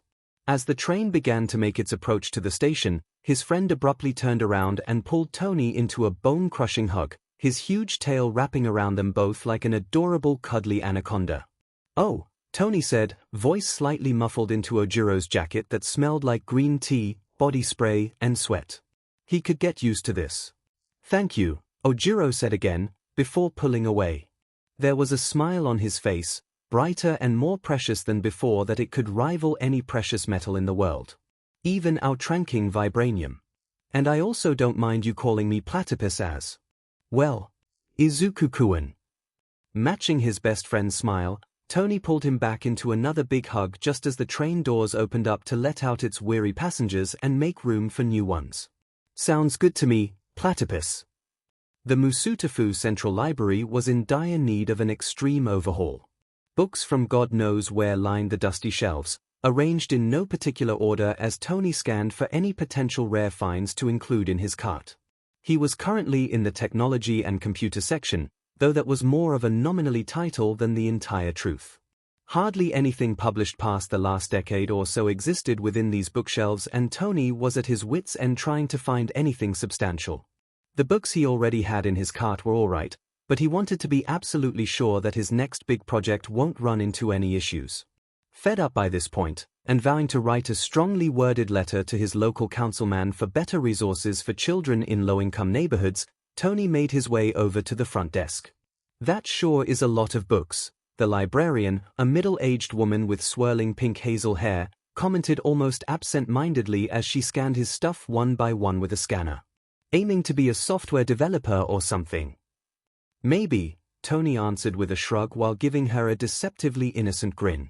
Preferably, I would like to get a cushy job as a hacker of some sorts, you know? Cracking through highly secured governmental computers and storing all of my money in an offshore bank in Switzerland. Really depends on how I feel today. He had remembered the immense joy that he had when he had easily broken through the Pentagon's firewall back in high school on a triple doggy dare. The horrified expression on his father's face when the FBI had come knocking on their front door was absolutely priceless to witness firsthand. Flabbergasted, the librarian quickly scanned the rest of his books without another word. It was halfway through the summer break that Tony was finally able to complete the first of his many projects. Booting up the machinery, he waited as the battery light grew from red to green, a small single beep indicating that it was up and running. The Roomba, now converted into a part cleaning machine, part house security, let out a whirl of excitement as it zipped through Tony's bedroom. It had been given a fresh new coat of paint, with the top surface painted a deep brown. Feeling extra devious, he had included a pair of googly eyes and thick cardboard cutout of a unibrow. "Hello," the Roomba chirped from a hidden speaker as it made its way back over to him. "What is my purpose?" Beaming with satisfaction, Tony said in a jovial voice, "Your purpose is to clean sheet up and take out any unwanted trash." The Roomba beeped twice, indicating that it understood its new objective. It began to sweep the floor, a dustpan and brush appearing out within its tiny body as it cleaned up the tiny scraps of paper and empty soda cans that Tony had strategically placed all around his room to test the full capabilities of the Roomba. It successfully completed its current goal in a matter of minutes, actually 6.5 as Tony had used a stopper to keep track of the time, and zoomed its way back over to him, eagerly awaiting for its next set of directions. Giving it a friendly pat on its head, Tony shook his head, having none at the moment for it. "That's it for now. Good job." Tony's grin widened as he settled on a suitable name for the machinery. Goomba. Later that day, he made sure to introduce Inko to the wonders of owning a fully operated non-remote controlled Roomba. He completed his next project near the end of summer break, just as fall began to settle over the city of Musutafu, chilling the air, and shifting the once vibrant colors of the trees into an array of red, orange, and dull brown. Tony had holed himself for the better part of each day in the study room, spending long hours with an achingly bad sitting posture, as he wrote hundreds and hundreds of intricate, and very complex, strings of codes into a machine learning model he had found for free somewhere off the internet. No way was he about to pay over 1,000 yen a month for some rip-off ChatGPT site. It was the last weekend before school started again, and Tony was once again back in the study room typing away the last few sets of codes onto the model. The weather outside was a balmy 25 degrees Celsius, and the heat generated by the monitors overworking themselves silly was contributing to rising temperature inside the room to the point where Inko had allowed him to use the central air conditioning for a little bit as to not overheat. Cooled and refreshed from a nice glass of ice-cold green tea, courtesy of Inko, Tony reviewed his work one more time before clicking the enter button to process the entire sequences of codes. It took some time, more than an hour or so, and Tony spent it by checking on the rest of his projects, occasionally going back to the software program to ensure that everything was going well. His online friend, MindJack2000, hasn't been online for quite some time since they had last spoken, and he was genuinely worried that something terrible had happened to them. Sending another unread message asking if they were all right, Tony scrolled through the list of his online friends. Most of them were either offline or playing a game as was indicated on their status, and Tony messaged a few of the list here and there that were open to chat. One of them responded back almost immediately. "Mudman, yo at All Might JR. How are you?" With a wide grin, Tony answered his friend with a series of text explaining his latest project to the enthusiasm of his online friend. Mudman, only known by his aliases and very cute avatar of a giant grey and white bear plushie called Totoro, was another constant companion Tony had found on a random hero forum for the wild pussycats of all places. Said person was greatly interested in becoming one, and had been steadily training himself to take not only the general Yui Hero entrance exam but also its recommendation exam as well, a particularly difficult set of exams for those who wanted a direct and early access for one of the coveted hero courses seats in Yui High. Like the general exam, anything pertaining to the recommendation one was also shrouded deep in mystery. Wishing Mudman the best of luck, Tony hoped for a chance to meet said online friend in person someday when it came time to enter high school. The idea of trying out the recommendation exam was extremely tempting, but Tony was unsure on how to proceed on the first main requirement, a sponsorship by either a registered pro hero or an academic institute of high social standing. There were only so few people in the world today who would take a chance upon a poor quirkless kid like himself. By the time they had finished their lively conversation, the machine learning model was ready and Tony bid his friend a goodbye before checking it out. He grabbed the headphones, breathing in deeply as he adjusted it over his ears. With the mic leveled to his mouth, Tony asked, "A hello?" into the plastic foam and waited. Moments passed, tentative and slow, and Tony stirred restless in his seat, waiting for some sort of response back. Just as he was about ready to give up and go back to the drawing board, another voice, one that was unmistakably British and male, emanated out to him from the speakers of the computer. "Good evening, "Sir," the voice answered, and Tony nearly cried. He couldn't believe it. "Hey!" Teardrops formed around the edges of his eyes, but Tony was too overwhelmed by emotions to even notice it. He reached out to touch the computer screen, warm and positively beaming with life beneath the pads of his fingertips.